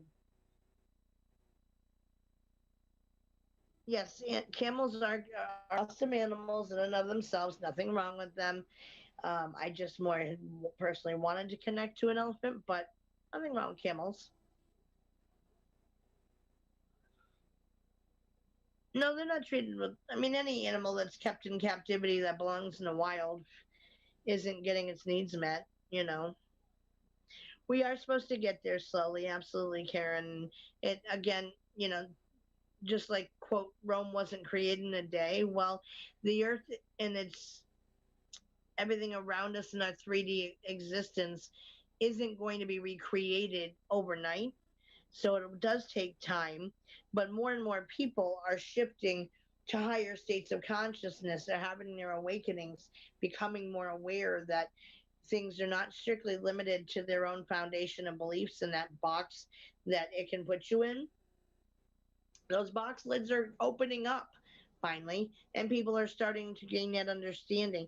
They may not fully understand what's going on with it, but I mean, the knowledge is out there for anybody seeking it, and you find someone that you resonate with, that feels right at your core, that you can be they can be trusted, and you learn from them. And there are a plethora of teachers out there willing to help others come to an understanding of what's going on. But yes, you all have to find somebody that you can and do trust, who's willing to accept your foundation of beliefs, because you're never going to get rid of them. However, you can come to learn and understand there's a whole lot more out there than just those. So change happens slowly, and that slow change, I mean, we as humans don't like change. We fight it. Change only happens when you take responsibility for the need to it, which usually only comes when there's no choice. And then we kind of have to admit, yeah, all right, my back's against the wall, so I have to start changing things. It's not something we rush into as humans, and we get resistant to it. But change doesn't have to be bad. So, it will get there, it's said, and I do fully believe that it will. And what we are doing now is the start of that process. So it has started. My guides have verified for me that yes, it has started. Stuff really started with the Black Lives Matter stuff. And whilst I in no way, shape, or form reside with violence in any way to handle things, but at the same time, in our world now, the way it is, it kind of has to get to that level in order for people to pay attention to what's happening, unfortunately. And as things change gradually, that the need for that is going to lessen, and it won't take that to get people's attention. Right. Well, and so, focus your intention, Sandy, on what you'd like to create and go do it. I'm glad you found me too, Annette, and I'm happy to have you as part of my soul family in my life. I know that's my role here in this lifetime, is to help others, to be a way shower, to hold my hand out to others and say, let me help you if you're willing, but I can't make you. So if I can't and you're not ready, then moving on, you know. Yeah, it is like that for a lot of people, Sandy, and a lot of people. She's saying that she's had a sense of dread. A lot of the dreams people were having that were very similar were kind of apocalyptic nature dreams, and hopefully it's not going to get to that point. But I've been told it's going to get bad before it gets better, and it has to, in order to bring the attention to the need for the change and get as many people on board with it. And by doing that, it's going to shift that little bubble that most people are in now. And while some people are moving above it in a higher vibration, most of them have to shift with that bubble, break out of that bubble into a bunch of little bubbles and go forward. But you got to break out of that mold of the collective in order to start to rise above it. And through that, when most people get up there, that's when we can recreate how we really want it to be, or it should be, at least for that time period. So I say, help me help you all the time at work, in my head mostly. But it's okay to say it out loud too, Karen, and it's true. I can't, if someone's not ready to change and isn't willing at this time, we cannot control what anyone else says, thinks, or does. It's a universal law. And in understanding that, when you recognize you're not having an impact to make someone see it from your point of view, or understand, hey, I'm right, you're wrong, walk away. Don't give it your energy, because you can't make somebody shift to that.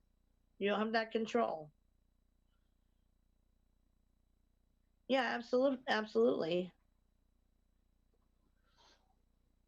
I wish I could eradicate hate too, but it will get there, where it said that the majority of people will reside in a place of understanding that the greed and the financial gain and all the bad things that are here in the world now will be done away with, and it will end up being a better existence for everybody from the greater good. And looking at it, what is the greater good, identifying what's the greater good for everybody, that it's supposed to get there. So but that it's got to get bad first, because that's the place most people reside in now, and that's the one thing that will get people's attention to the issues now, unfortunately, is to have it, get bad before it gets better. My job is to convince to let me help them. It's not in their best interest. Well, sure, but if you can't make them, then at the same time you move on. Hate is really a part of learning love, and you can't truly understand love without looking at all sides of it and from all perspectives, including the absence of love. You have to learn that side of it too to gain a fuller understanding of what love is. So anyhow, yes, things are shifting, absolutely. So, as far as portals are a doorway, a gate, or an entrance, other entrance, especially a large or imposing one. Paranormally, it's believed to be a gateway to another plane of existence, which is the spirit realm. And exactly, Aaron, it's like light and dark. There is no darkness. How can we understand light? Correct. And if don't know about hatred, how can we understand love, what love truly is? Yep. Everything in the universe is about balance, guys, and teaching all sides of it.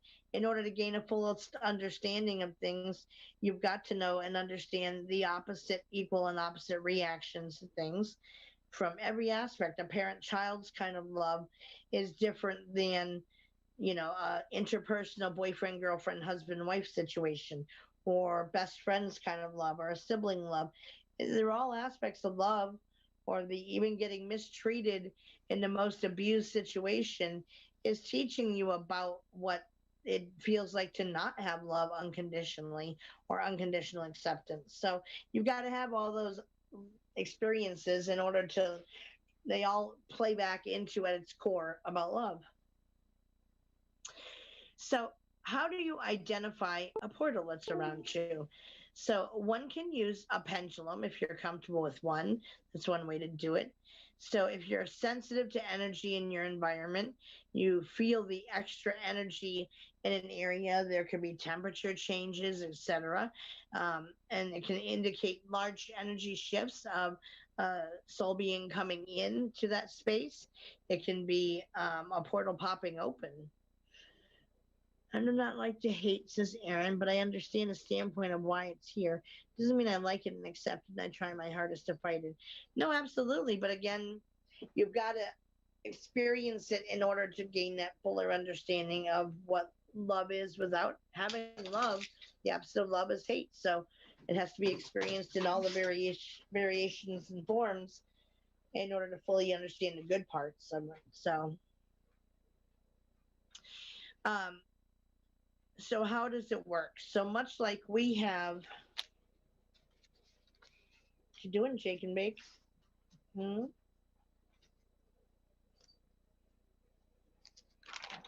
Bored maybe? Don't know. He's doing what you doing. Okay.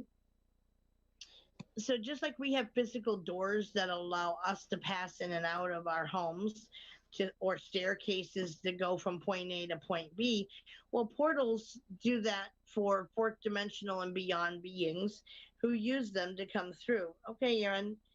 And that they, use it to access our dimension. And if you remember, I did a show once. Well, we just got done talking about it. Actually, I wrote, if you remember the show on the different dimensions, which we just talked about, the fourth dimension is that of the astral plane, and where light and darkness emerged, and where we begin to loosen our human conditioning. So it's like the hallway. The fourth dimension is the hallway. So if you think of that, the soul, other beings, higher realm beings, soul beings, whatever they are, negative beings, they are using the fourth dimension to pop open a doorway here from where they're from. Sandy said, something held my hand last night while I was asleep and don't know who it was. Did it feel scary at all? Or, it sounds very supportive. Hey, Stacy, how are you, sis? Jake, you should not have to go out again already, love. Just saying. I did take you out before I started. So how are portals formed? A spirit portal emerges because of a large change in energy. So things like a huge geological event, strong astroperic events that happen, like thunderstorms, weather related events, those can open portals. You could have a portal in your room, Sandy. Your energy can open one too. When you're sensitive and you're a psychic medium, you can pop open portals. We are the portal at that point. Think about it, like soul beings speak through me to you. So, like, I'm a walking portal, really. Um, and so strong atmospheric changes can happen that can open portals as well, weather related events, places like hospitals, war zones, etc., where more people have died can also open one. Yeah, she doesn't do mirrors, Karen. Sandy doesn't do mirrors. um, some places are just more prone physically to form portals, like corner time to the fourth dimension, and different portals allow different kinds of beings to come through. It scared me, wasn't sure who could have caused the hand was tiny. Well, you can ask Sandy too who that is, but create with through your intention the boundaries of, that they're not allowed in that space of your bedroom while you're sleeping. You can do that too. So what are you doing? Sorry, my dog Jake. Do you need to go out again? Because I'll take you rather than have you having an accident, but I wouldn't think you'd necessarily need to go out this early. Can you wait a little bit? I got 1 more hour to go, and that's it. Can you wait an hour, please? Can you hold it? I think you can. I think you're just bored, sweetheart. So why don't you come up, chill out for a little bit, and I'll take you out when I get done. Yeah? Yes, sir. Yes, sir. See if he listens. He's going to fight me because he always does. So certain things can act as a doorway, like you guys are discussing in the YouTube chat, that mirrors can be doorways. Yes, they can be, absolutely. They can be those portals where soul beings and different kinds of beings can use them to come through. But again, if even whether you're using sage or just even your intentions, if you are firmly Christian, and you can use a cross, you can use a Bible, you can use whatever you have faith and trust in the form of protection from higher beings. You can use it to set your boundary lines that nothing's allowed through. However, that being said, you should leave the open portal, the exit portals open. So should there be something that is there, it can get out, which we'll talk about that in a minute. So doors, windows, mirrors, and anywhere that there's a lot of human energy, like even busy streets, can be portals. And all kinds of protective stones. Okay, but when's the last time you cleansed them, Sandy? Or given them the intention and program them that they protect you while you sleep. So even people, like I said, can, like a psychic medium type of thing or medium, can be a portal of themselves, because we are connecting to the other side beyond the veil in order to bring them through to connect to us, to talk to you guys. So we are acting as a portal at that point. How much you allow through is up to you. Some people love channeling in the true sense of the word, not how it gets overused today, but in when you truly are channeling, your consciousness gets pushed aside, and you usually have no memory of what gets said. I don't like to do that without having given my permission first. And I mean, it's happened before. I'm not going to say it hasn't, but yeah, I'd rather be present. So for me, it's more like being a conversation. Okay, so then with your stones, Sandy, hold each one separately and ask them, give them the intention that they are to protect you from being bothered by any being while you sleep, any spirit energy while you're sleeping, and they should help you with that. Oh, there is always a veil because it's a different dimension, Sandy. So if you think of the veil as a dimension, it's more like that. It's not a wall that separates that side from us as much as it's, they reside in a different dimension. So they have to come through down to our dimension to meet with us because they're higher energetic forms. They're not limited by a physical body, so they reside in a higher dimension than us. And so that is really what is the other side and through on the other side of the veil. So the veil is more like an analogy of what it actually is. As long as they don't bother me, they're allowed to travel through. That's what I have too, Karen, set up in my protection is that they can't stay, but they get curious sometimes over my shows, what I'm talking about. When I'm connected to the audience, my vibration raises even higher. And they've told me that it's like a light going on in the darkness of like or a candle being lit in the dark it's going to get their attention and they're kind of like, hey, what's going on over there? Can we check it out?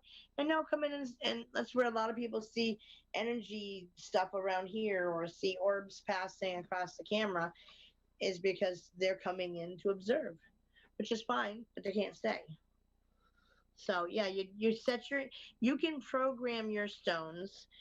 We covered it in the show about all the different crystal stuff, and by just simply holding it, and it's like a computer program. So you're asking it respectfully to help you with a certain task within its properties or otherwise. But so, for example, um, my smoky double pointed citrine, this I mainly use to help protect my energy from someone who might be an unintentional energy vampire from like sapping me dry during a show. So I have this one end stuck to the aimed at the screen. The other this end is very crystalline, like clear quartz crystal kind of.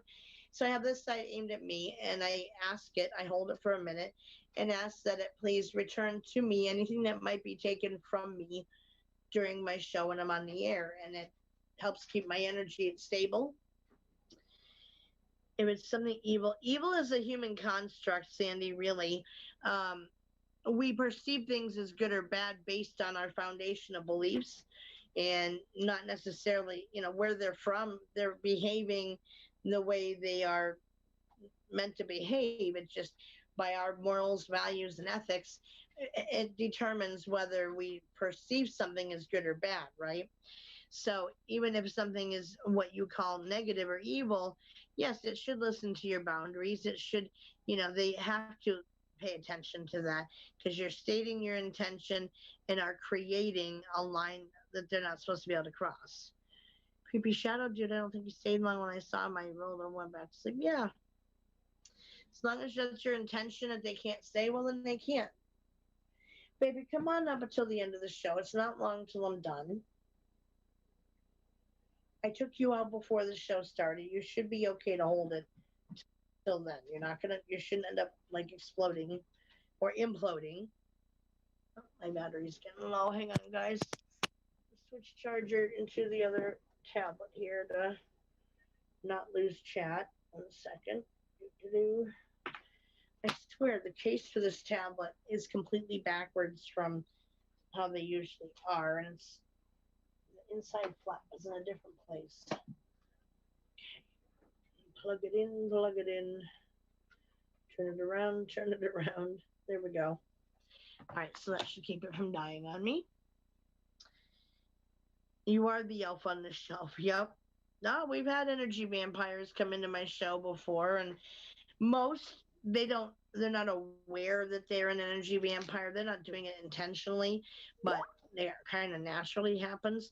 And if I talk to them about it, then they're aware, and I give them tools to control their own energy so they're not sucking it from others.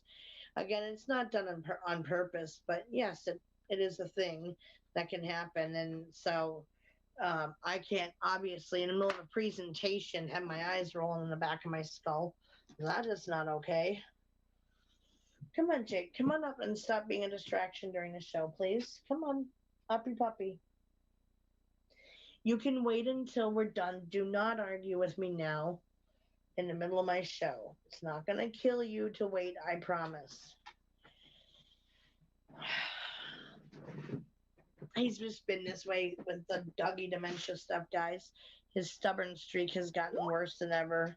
I took him out before I started on the air, so he's okay. Okay. No, I don't think you are. I think that, I mean, I can identify it and I can narrow it down as to who it is. And so I just keep that there in the event somebody does come in that I'm not necessarily as familiar with, perhaps. If it's a brand new person, it's easy to identify who it is. But I've never had any problem with that from you tonight. And I would have known if you were. I would let you know.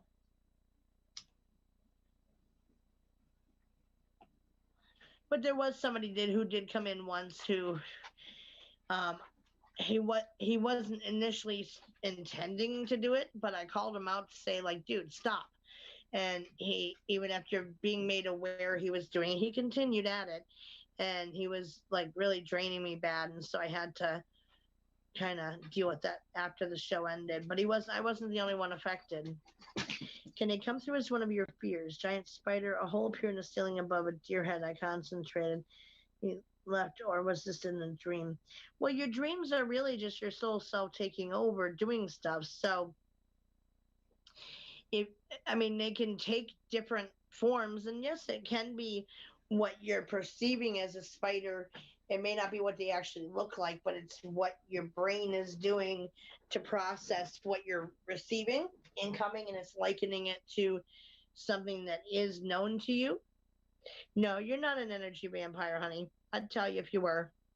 Well, I wouldn't be rude about it, but I would probably private message you after the show and say, by the way, yeah, I had to have that discussion with somebody, because I know most don't do it on purpose. They're not even aware they're doing it, and they feel horrible when I have to let them know about it. And so it's not something they're aware of, but they will say after they leave my show, they suddenly have a lot of energy and feel way better because they came. And yeah, well, that's why, because you're draining people in the show. But most don't do it on purpose, so I don't get mad if it's that case. If it's somebody doing it with intention, yeah, it's a problem. But anyways, portals. So yeah, Marianne, as far as answering your question in chat, that can they take on a form of your fear? I would say it's more like what your brain is doing to try to process what you may be experiencing, is that you're trying to grab an image that your brain can make sense of according to what you are seeing or feeling and experiencing, and take on that shape. Perhaps there are some beings out there that can, cause kind of a hallucinational type of thing with you, that making you see something that they know you're afraid of. But yeah, it's up to you to take charge of your environment, to say, you're not allowed to do that and you need to leave, but mean it and feel it. Oh, absolutely. I would definitely do so. And, I'm brutally honest, as most know about me, and I don't mince words. I don't put a pretty bow on things that don't deserve a pretty bow. But yeah, I say things nicely, but I'd be honest, absolutely. So the as far as like being a doorway or a portal, if you're a medium or a sensitive, they're kind of themselves a portal to connect to the other side. And if you're uncomfortable having something or being around something that's a portal, like a mirror, for example, one can just remove it from your environment or walk away from that area if it feels like it could be one. We can also choose willingly to access them, like for astral travel purposes, diffuse situations. Exactly. Had to leave it to the whole. Yeah, no, absolutely, Miriam. State your intention clearly. When I go into a new situation, I announce I cannot be harmed, so don't bother trying, which I fully have absolute faith in that fact. It's easier for me to lighten up after I decide and figure out what's in an environment, to go in strong and then show sensitivity afterward than to try to gain that respect after you've already like come in. If you come in like a marshmallow initially, then they're going to take advantage of that if it's something that's not so nice. And so it's easier to become hand holding if it's called for after you know what's there. So when you don't know what you're dealing with, yeah, come across firm and big and strong, and trust that you're good. So like I've encountered a very definite portal in my old house, and I told this story back when I originally did this show, but I'll share it since it's going out to a much bigger audience now.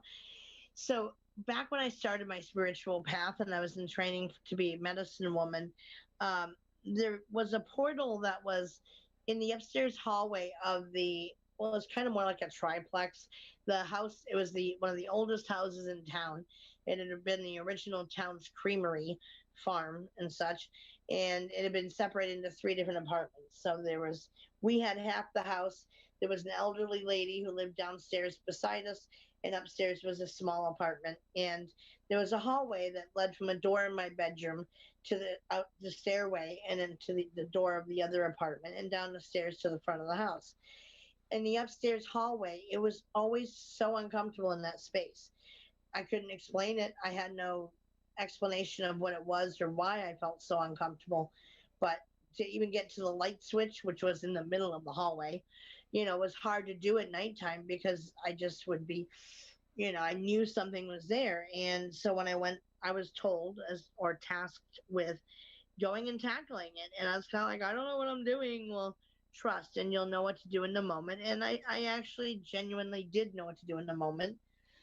And I handled it, and I closed it. And after that, it felt perfectly fine in there. So we are capable of closing them.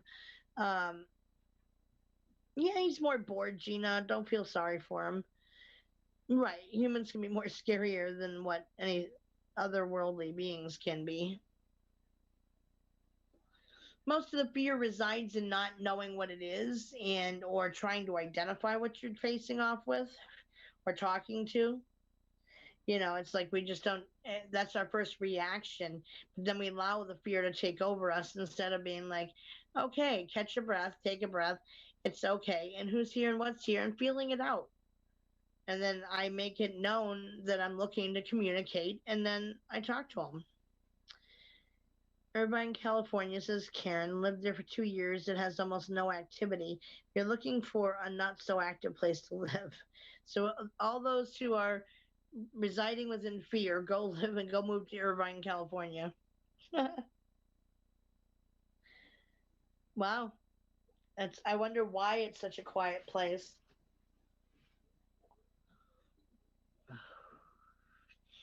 So you can choose to not deal with the portal if it's there by walking away from it, not engaging with it, etc. So how do you sense if spirits are present and hence a portal that they may have come through? Can you answer yes to any of the following questions? Have you ever felt tightness or heaviness in old buildings before? Yes or no? Have you ever perceived a change in your room after an argument has taken place? Like it feels differently. Yes or no? The town, oh, well, maybe that's why not many people have died there. Have you ever perceived it? Oh, I read that one already. Sorry. Ever feel a chilly sensation come through a space you're in before, or like before you come into the space, like you come in and you feel a chilly sensation, or it come in after you've already come into the space and it passes you by quickly? Yes or no? So if you have said yes to any of those things, guess what? You're energy sensitive. Sensing spirits is similar, and if you're an empath, you sense emotional energy. Each of us exists in both a physical form and a soul form, and both are made up of different forms of energy. We all do it to some degree, even if we're unaware of it. So it's kind of like you pick up on, when you have a fight and things just feel tense and uncomfortable in the room afterward. Well, that's wise. There may be a portal in there, but you've changed the energy of the room by having the argument. When I'm staging weekly in New Hampshire to no stage needed, I stage monthly here in Colorado. Yeah, well, New Hampshire, it's not far from the beginnings of the um, colonization of the America, so lots of lots and lots of people coming through and in at that time.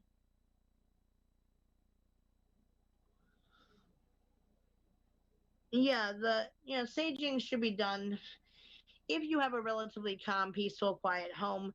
Then saging every other week, once a month is adequate. If you feel like you're living in a more tense environment, then yeah, doing it once a week is good.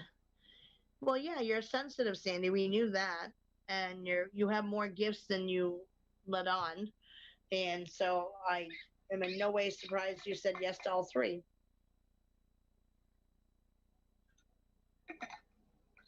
So this energy exists around portals and can help you pick up on it if you're near it.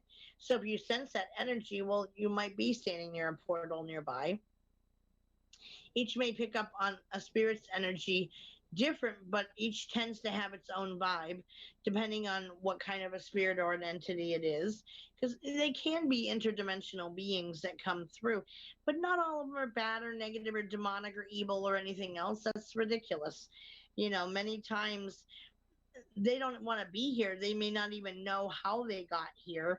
It's more of just a like they had a door open and they came in, but then they didn't know how to go back through. Or, I mean, it can be quite innocent and they're unhappy. They just want to go home. I understand that. So I don't get mad at them. I help them by opening a door for them to go through. And rather than trying to find where I mean, I do try to identify where they came through just to close it off as an entrance point, but I'll pop one open or I'll seal it once I know they're through it. I'll close it off so they can't come back in. Oh, thank you very much. I appreciate that, Gina. You need to stage your bum. I'm not even going to go there, Aaron. Thank you, Sandy. Dragged home something after caring for a demonic elderly client. I staged 3 times and left a third time. That's about the time I connected to a Facebook group, The Haunting.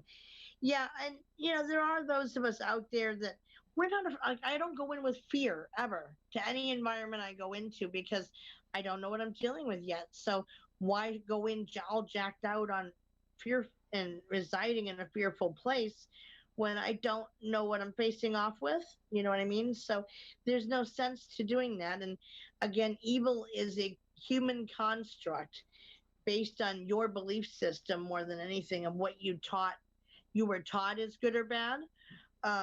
Where they're from, how they behave is perfectly normal and accepted. But because of our morals, our values, our ethics, we perceive it as evil or, you know, seeking to cause harm when it's doing what they normally do. It just doesn't tend to work in our environment. That's all. That's another way to look at it to help remove some of the fear that you may have regarding, and everything that comes through isn't evil or bad or negative or demonic or otherwise. And I'm not saying demons don't exist. They sure do, but they're not the predominant energy that comes through from portals. That's just not how it works. And I think if you talk to any psychic medium, they tell you the same thing unless they are residing in a place of being like really hardcore Christian beliefs. And that's the only way they're willing to view it, but it's not been my experience. And I'd tell you if they were, I would tell you if that was an issue, regarding if I felt something was really out there to cause harm. Sure, there are those that do. They have an agenda of what they want to accomplish. I had one where the it was putting forth as if it was the spirit guide for a 5-year-old little girl. Now, most of the time, they don't. 5-year-olds aren't aware of their spirit guides most of the time. But that being so, this woman said that it woke her 5-year-old up at 3 a.m. every morning in the middle of the night, and her daughter was afraid. Now, spirit guides don't go waking you up at a set time every day, especially a child. So it wasn't a spirit guide, and I knew that, and it was trying to come at me. I kept warning it and kept warning it that, like, you can't harm me, so give it up. If you don't stop, I'm going to get defensive, but I'm giving you the chance to de-escalate on your own. If you choose not to, well, there's going to be a consequence to it. And I don't like to do it if I don't have to. But of course, I know how to defend myself. And it's not through, I don't use prayers. I don't use holy water or any of those other tools. I use my own energy to take care of things in a defensive way. And I can pin them up against a wall. I can make them leave. I can force them out of a house. It's whatever's necessary and needed. The most impact this thing had is that it was causing mad electronic interference to come through on my end of the phone line, and the tone of it was causing a headache. Big deal. It wasn't a migraine. It wasn't like go into hibernation mode because of this headache and cringe and run away. It was just like, really? That's all you got? The woman said she could only hear part of the static and interference, the electronic interference, but it's quite loud on my end. But it was just the tone of it that was causing a headache. Yeah, you can feed off your energy, and at that point you have to get defensive towards it to fend it off. But when I go in on a remote sensing to view a house cleansing or house clearing, yeah, I pick up on what's there and then open a line of communication if I can to see if they're willing to talk to me and find out what their purpose is, what it is I'm dealing with. And from there, if they want to cross over and can't, I'll help them. If they need to get home and they're willing, I'll help them. If they're being extremely disruptive to the environment and those in it, well, then you got to go. So anyhow, so each may pick up a spirit's energy differently, but each tends to have its own vibration depending on what kind of spirit or entity it is. You vibe it out. So like our ancestors, the human spirit, you might feel warmth or feeling of being followed, and that you're not alone, because you're not. They're surrounding you, they're watching over you, etc. You may feel a heaviness or a pressure around in your head or your chest, or a sense of comfort even. If it's an ascended being, like spirit guides, angels, ascended masters, beings of light, etc., then you may have a high lifting feeling. You may get tingling sensations. You may have a feelings of magic or a charge to the air. You may feel protected and feel good. So, you're aware each thing has a different vibration. I pushed a disruptive asshole out of my ex's house. Yeah, no, nice assholes to me. I vibe it out first. I see, can I help you? And if they're not willing to be helped, well, I warn them first before I do anything and give them the opportunity to not try to attack me. If they won't back down and work with me, well, then you got to go. So earth spirits like gnomes, the fae, animal spirits, they tend to give you a joyous feeling or more of an intuitive feeling. So if you're feeling any of the above sensations out of the blue, or even a sudden unexplained feeling of discomfort, fear, anxiety, etc., that can indicate the presence of a portal. And the feeling of the above sensations can be indicative of what might be around in that space. So with crystal energy, some even believe that all the crystals within the earth are linked and connected to the earth through the stars in the universe. And this link, if you remember the show, for those of you who have seen my past shows, that we did on earth grids and ley lines, and that those form like an electrical system throughout the earth that are all interlinked and connected and are capable of making their own energy, essentially. Let's see, when my son and I visited Tony, we visited the Mitzvah Hotel. Someone was holding my hand all through the visit at Tingled. It was so nice. Well, nice. Tony Pa. What is Tony Pa, though? Is that like a relative of yours or a place, Karen? So there are thought to be many portals where sacred monuments stand throughout the world. and like the Great Pyramids, for example, the Himalayan mountains, the Uluru in the center of Australia, Inca sites, Stonehenge, to name only a few of them that exist around the world, obviously. Um, it's 200 miles north of Las Vegas. Okay, cool. So these portals are thought to access the five-dimensional reality and entities and energies and activate us by being around them. And it's also to be seen as like stargates as well, or some people view them as stargates. So how to close a portal if you're feeling so inclined to need to. If you're using a pendulum, if you're, you know, drawn to using a pendulum, I'm not. Pendulums don't work for me. Uh, my guides are resistant to allowing different tools to work with me because I mean, I can't argue with their argument in that I don't need those things, so why bother with them? It's a waste of time. Well, that's true. You know, can it open a door to access energies and things through? Yes, but do I need it technically? No. I was thinking, you are going to give me a place in Asia. Um, I'm not sure what you mean, Karen, if you're talking about naming a place in Asia that is an energetic source. Is that what you mean?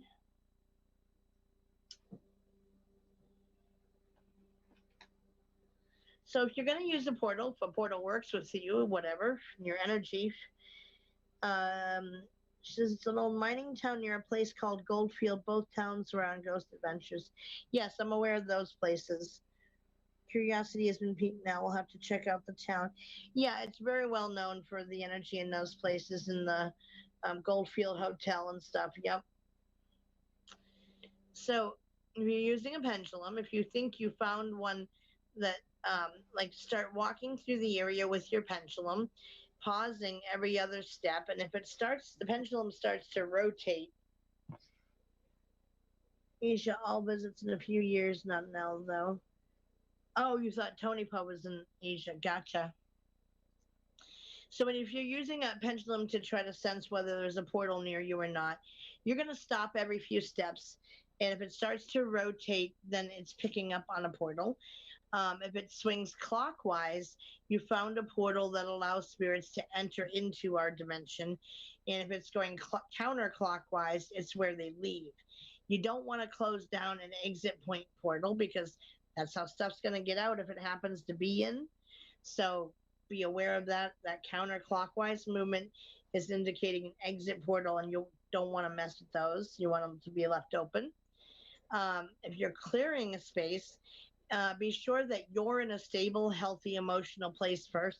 It's not something you should try if you're prone to depression, anxiety, fear-based stuff, mental health issues of any kind. Yet not a good idea to go messing with anything paranormally related because the energy of it can kind of set you off and evoke the different responses and symptoms that are part of your specific mental health issue. So make sure you're in a good headspace before you go do anything energetically. It's just a good idea to make sure you're there first and that you're feeling positive as well. Smudge with sweetgrass or sage, which helps to attract positive things. Announce your intentions to close the portal, like we mentioned before in chat, that stating your intention of leave me alone or you're not allowed to enter into this space while I'm sleeping, that can work and help. Visualize it being closed.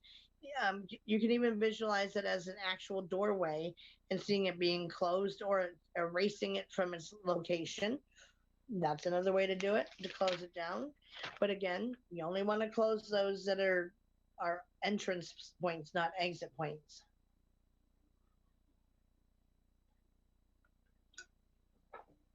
Sorry, one of my medication times.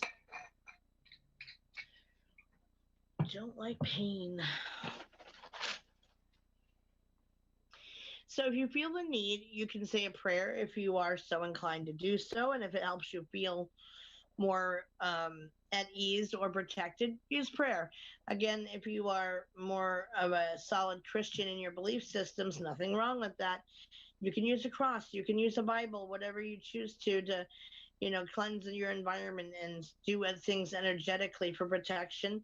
That if you feel secure that that's going to protect you, it will. As I said, we stopped in Goldfield on the way home from Vegas, but I don't remember that. Well, what state of mind when you were coming home from Vegas, Aaron? Because what happens in Vegas stays in Vegas. So that could be a story unto its own. Your camera was still. You can always post it in the group. Yep, you could always post a picture into Willows Bend or my Facebook page, Beyond the Veil. Either way is fine. So you can even lend lead protection crystals in the area to prevent the reopening of different doorways. So, any black stones are great to use for protection. Obsidian, you can use obsidian. I mean, any black stone will work. And they offer protection. Selenite, pardon me, is another one that can be used for that. I was tired, but I don't really remember. I think wasn't there on that trip. Or you were on a trip and you weren't there. One of the two. I used my middle finger. You can do that too. So, you can use whatever you feel is going to be protective. Again, ask for volunteers to help you with that. But the black stones are always like a safe bet to use. Yes. So an open portal is clockwise with the pendulum. Counterclockwise means it's an exit portal, and you don't want to close an exit portal. Yeah, I got you, Gina. Sorry, keep saying the NB and it's throwing me. Yeah, Goldfield is a hotel, is a place. So whatever you feel is going to keep you safe and work for you for protection, use it. It's kind of common sense based on your beliefs. And I don't ever tell people just my way is the only way to do it. Of course it's not. Everybody has their own foundation of beliefs. My foundation of beliefs is made up of many different beliefs. So it's not just one thing. So what works for me may not work for you. But yes, Marianne, so for clockwise, if your pendulum moves clockwise, it will signify there might be a portal there. If it goes counterclockwise, well, it's an entrance portal, sorry. If it goes counterclockwise, that means it's an exit portal, and you don't want to close those out because you want things to be able to leave, right? So you can visualize it being like sewn up and closed. You can keep your life in order without chaos. That helps to not open additional portals as well. They're more prone to open up in places that have a lot of darker negative energy happening, a lot of fighting happening. And, if you're in an unhappy relationship, a lot of yelling and screaming and arguing going on, that can open up portals. So, keep your life drama-free as possible, and that'll help protect your environment. Okay. So, enter is clockwise, Marianne. It's an entrance portal, and counterclockwise is an exit portal. So, psychics and mediums can also help you, if you know one that you trust, to come in and help clear things out and close up things that might be open that shouldn't be. So I've had, like a lot of different experiences with my remote viewing I do to help people who sense that there might be something in their environment. They're not sure what it is. Can you come take a look? We're scared, we're worried, whatever. And again, it's a fear of not knowing because not everybody can see them or hear them to talk to them. Their gifts may not be open or, to a degree where they can communicate.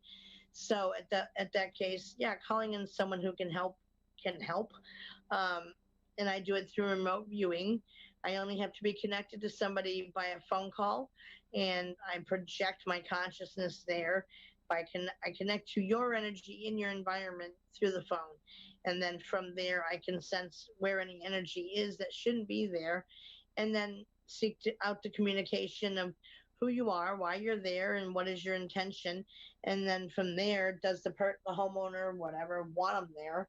If some people are okay with them staying, and once they know what they're dealing with, they're okay with it. So it's a personal choice with that. But if it's doing something harmful in the environment or causing a lot of fear, sometimes talking to the being is fine, but other times, yeah, you either have to help them so they can get home or whatever, or in order to close out their way in so that they can't keep bringing more of them in, what have you. Whatever the situation is needed, you figure it out, you handle it, and then you back out, and the place is clear. And most people, I check in with them after the fact by a week or two, what have you. And at that point, then we see, how's it going? And everybody always says that it's been quiet. So, um, it's being E. What do you mean by that, Gina? So for the last segment of the show, submitted. Yeah, it'll get approved once we're off the air, and I can go in and check I approve all that stuff, or add anybody who cares to join the Willows Bend, they can, and so I approve of anybody pending and all that stuff. So, parallel universes. We're going to segue right into that. So I originally did this show back in July of 2019. So we're going a little ways back with this one. But it's a parallel universe is defined as, or it's theorized to be, that it is a universe that exists alongside our own, although possibly undetected. So it's a group of specific parallel universes. Those are called multiverses. Some theories state that there can be an unlimited number of parallel universes in which alternate versions of ourselves can exist in those places at that time. Anything can be a difference, and I have experienced as far as like what doppelgangers are, that you're actually like popping in on an existence you're having elsewhere. And so those who are connected to you in that place, you're not going to know who they are if you are from here. The you who's here pops in there, and you're living in a completely different existence there. You're not going to recognize who those people are there because you're not from there, right? So those people who encounter a doppelganger, they all say, oh, I yelled and screamed your name and I waved and you looked at me like, who the hell is that? And kept walking. You didn't respond and stuff. Well, would you, if a stranger started screaming your name, you're going to be like, who the hell are you? And keep going, right? So it's the same idea as that for doppelgangers. But yeah, so it's thought that they come from alternate versions of us in alternate universes. So in classical physics, there's only 3 dimensions of space consisting of length, breadth, height, and 1 dimension of time. Now, there are arguments for a multiverse. Aaron says there's a theory of thought that each choice/decision we make spurts off another alternate universe where we make a different choice or decision. Correct. And the being known as Seth in the Seth Speaks material, he talks about that in there, that every time we're pending a decision on something and we're visualizing, and again, thought, intention, and emotion create, right? So if you're spending a high amount of time trying to play it out in your head of, okay, if I choose this way, it's going to probably work out this way, and they're going to say this, and they're going to respond with this way, and this is how it's going to turn out. But if I choose this way, well, this is what it could end up being, and it's going to be like this. And so the idea is that by spending that amount of time focusing your intention on it, you have a certain emotionality with that depending on what situation is, and you're trying to make a harder, bigger decision. And so you end up making an intention of, okay, I'm going to go with this way and decide this instead. And so that's what I'm going to go forward and do. But it's thought that because you spend so much time creating and thinking about this other possible outcome, that the you in that timeline goes on from that point and continues its existence in that place in space and time, and lives out that choice, and then what happens to your life from that point based on that decision. That's one line of thinking anyway. Karen says, my ex is an identical twin. Him and his brother used to mess with people.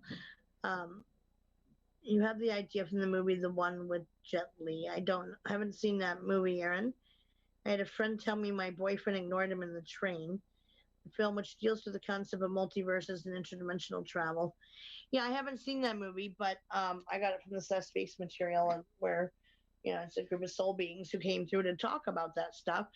Um, and he talks at great length about it, of how that is possible, and that, so say if I was thinking of planning a vacation, and I was planning on, do I go to Hawaii or do I go to the Jamaican Islands? Um, and so you're kind of figuring out, okay, what are the pros and cons if I could decide to go to Hawaii? And, well, I could experience this and I could go see that, and I'm going to have this much fun and I'm going to do these things. But you think about the same things with regards to going to the Jamaican Islands, and you weigh out those choices and you build it in your head and visualize it out. Well, if you say, I'm going to go to the Jamaica instead, well, the part of you that focused on the Hawaiian trip is going to be like, so when you load the plane, instead of going to Jamaica and living that experience that you chose, that the visualization you created regarding Hawaii, you're going to go to Hawaii instead in that timeline. And then you're going to live your life going forward from there, of how having gone to Hawaii might have impacted your life, and it's going to play out that way. So Aaron says, follows Gabriel Yula, Jet Li, a rogue agent who travels to parallel realities in order for him to kill other versions of himself to become a mythical super being known as the One. Li plays a dual role as Yula and Gabe Law, an LASD cop who teams up with multiverse agent to prevent Yula from becoming the One. Yeah, that's been done in other movies as well, of that idea of jumping around to impact timelines and stuff. So, yeah, I mean, it's one school of thought regarding the multiverse theory. And so, in classic physics, there's again the three dimensions of length, breadth, height, and one dimension of time that exists.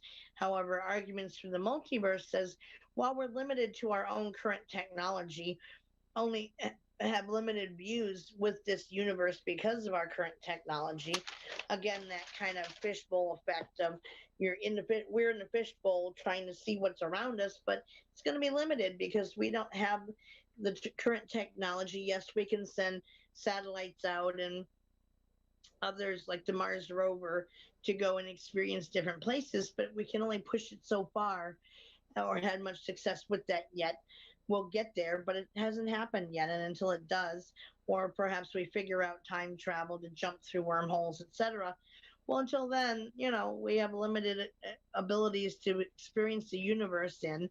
The further away from us, the less likely we're going to get there at this point. So until things advance technologically, then, it's going to be limited what we can experience.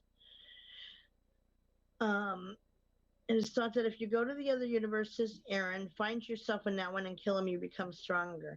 My question is, if you do that, is that murder or suicide? I actually kind of covered that in another show I did on time travel, on the different types of time travel and how that can play out. What are the consequences of doing stuff like that? And there are different schools of thought with that. And I think it's in here. Double check, but there are different timelines of jumping through time where you're going to have different outcomes. Yeah, I don't think it's this show that I covered in, but I think it was a time travel show. But of the different theories pertaining to time travel, of what would be the impact of that, and different schools of thought say, if you go back, say in a what was that movie from the 80s, the Michael J. Fox film, you're going back in time, there we go, to change what happened back then in order to impact the now time. Would it make a difference? Would it still play out the way it did? And what are the ramifications of doing that? That stuff does have to be thought of. So, yeah. So because the universe is curved, it's thought that it's like, again, we're like inside the fishbowl, so we can't see outside of that. So there are 5 theories why a multiverse is possible, according to a 2012 Space.com article, which went on to explain that number one being the Back to the Future. Thank you. Infinite universes. Whatever I did say, I think that was a song that was part of that. The infinite universe is first one, and that is that we don't know what shape of space time is what it is exactly, of how to measure that. So, like one prominent theory is that the universe is flat and goes on forever, allowing for infinite possible universes reconfiguring from the particles that created life. So that's one theory. And number two being the bubble universe theory, which states that it comes from like eternal inflation, quote unquote. It's based on research by Tufts University and cosmologist Alexander Vilenkin. When looking at space-time as a whole, some areas stop inflating, like the Big Bang inflated our universe. Others, however, will keep getting larger. So it's like if our universe is a bubble sitting in a network of bubbles, that those could have more different laws of physics than our own because they aren't linked. So it's like I was talking about earlier, that what is a reality for one interdimensional being from where they're from, they're going to have different laws of physics there, different laws of gravity, and or interaction with the environment is going to be different. So how they act there is normal for them. Here, it may not work because we can have different laws of physics involved than what they have, and how we perceive those behaviors based on our own morals and values and ethics of society. So it can change how it plays out. So number three is the daughter universe theory.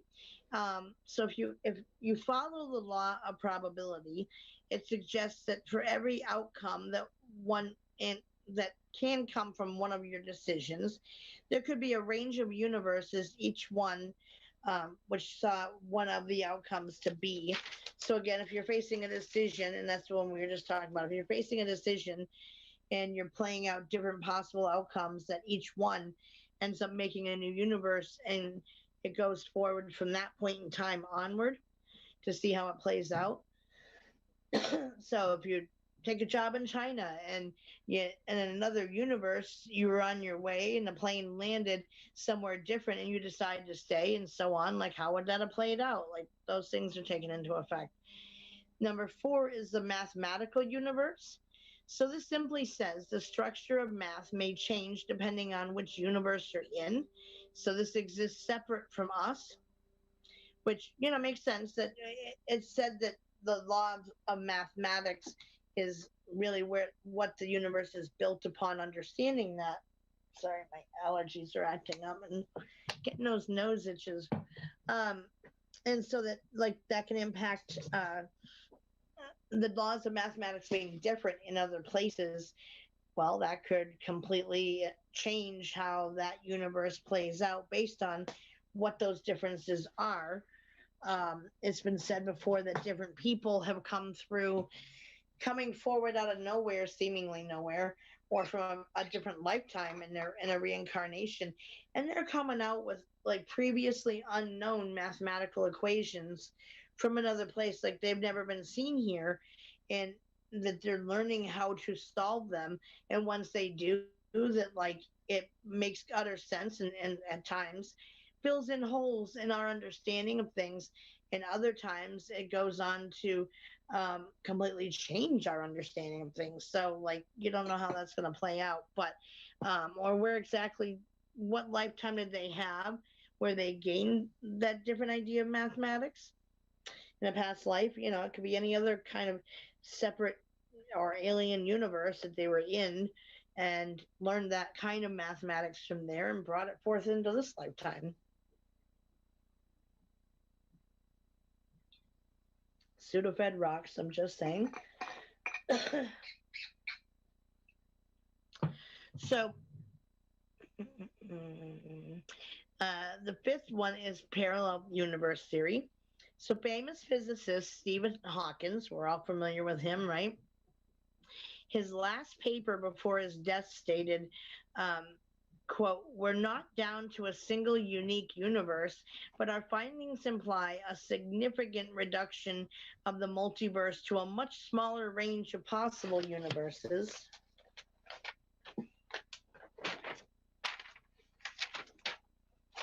Skip the page.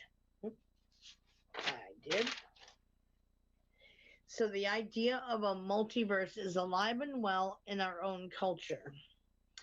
Time is an interesting concept, and by my understanding, it is more fluid on the other side, and that we are the only race of beings that measures it going in a straight line like we do.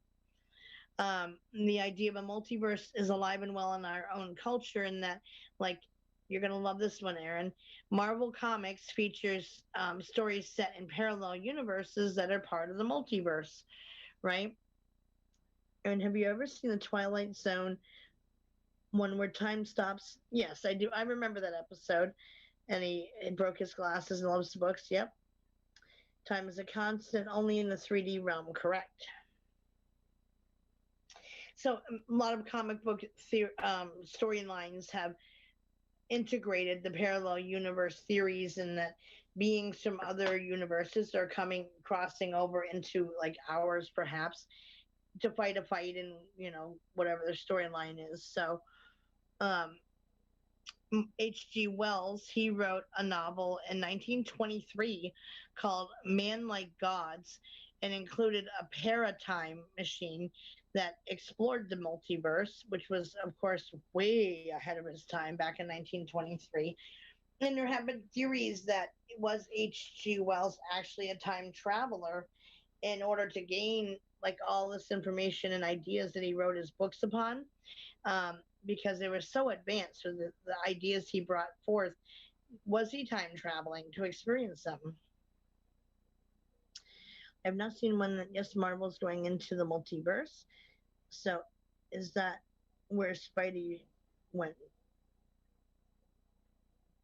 Okay, so you guys are talking about that. Spider-Man 3 and Doctor Strange.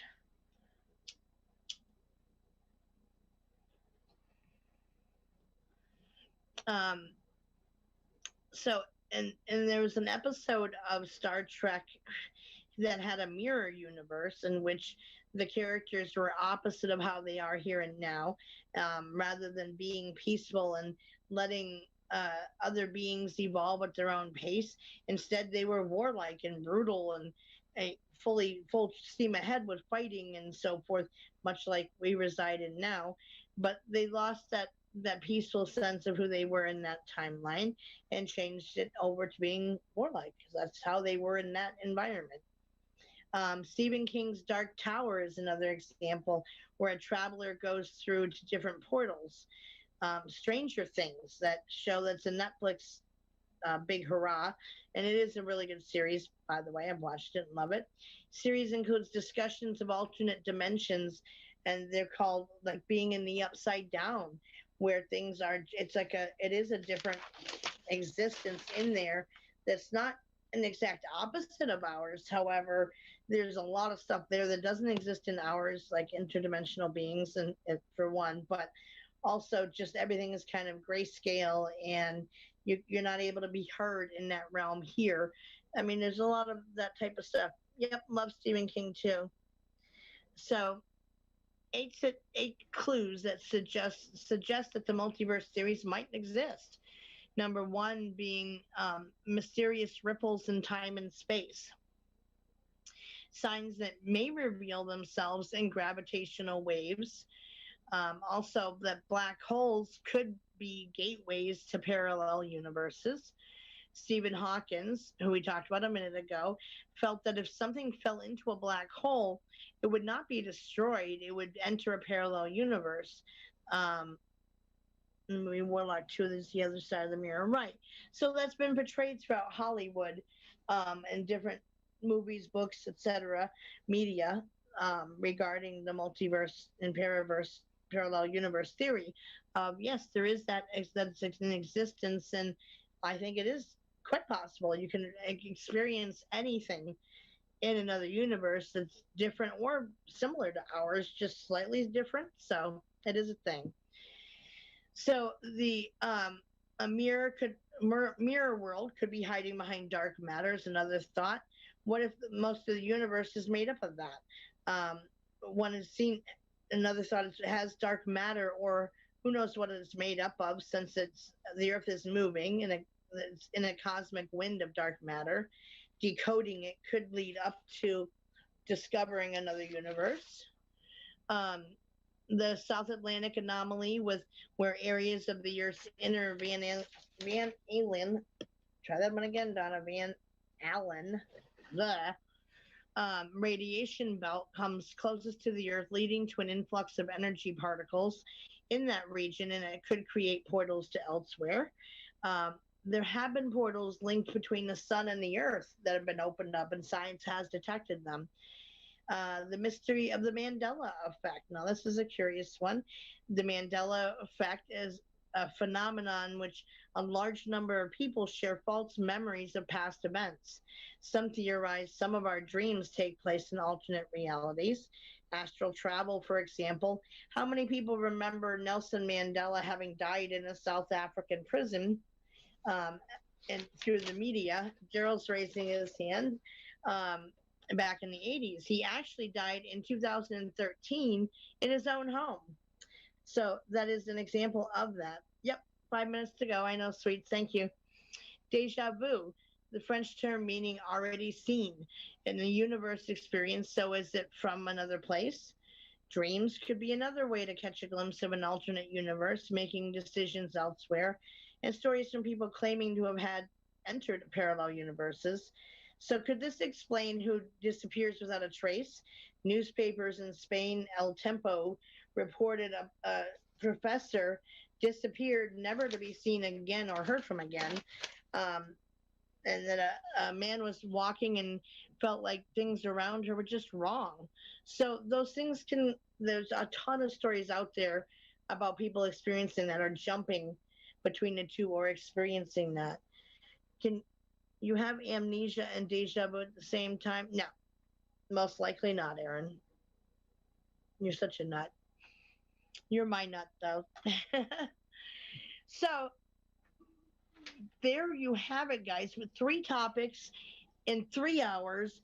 Bada bing, bada boo, bing, bada boom, and coming under, just under the level of when I got to stop. Damn, Daryl, I got this. I rocked it. So, any questions for anybody, let me know. But, and of course, anybody is welcome to shoot me a message in Facebook Messenger if you have any questions.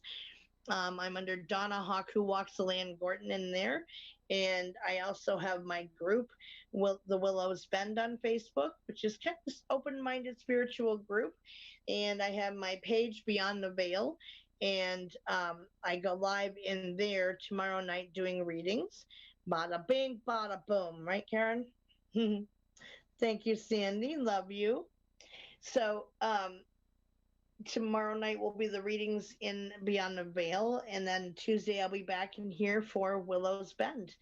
I don't my notebook in front of me. I'm not positive of Tuesday's topic, unless Sandy Griffin is in there. She's my memory for that stuff. So we do not have 8 minutes, Sandy. I'm not sure what you mean.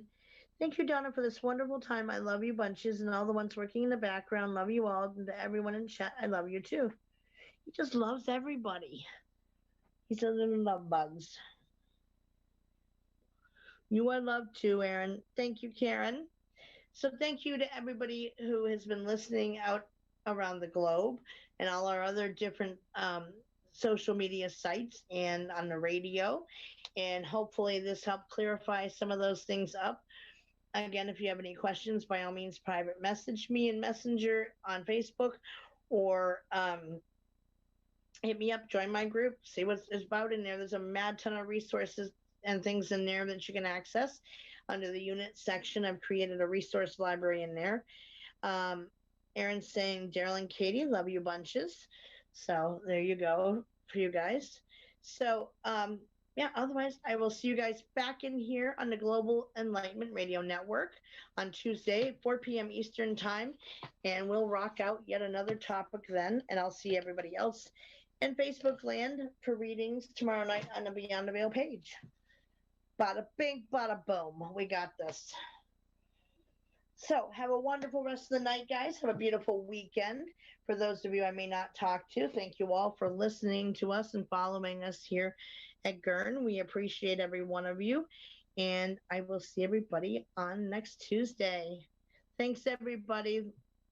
Many blessings to everybody. Thank you for sharing your time with me.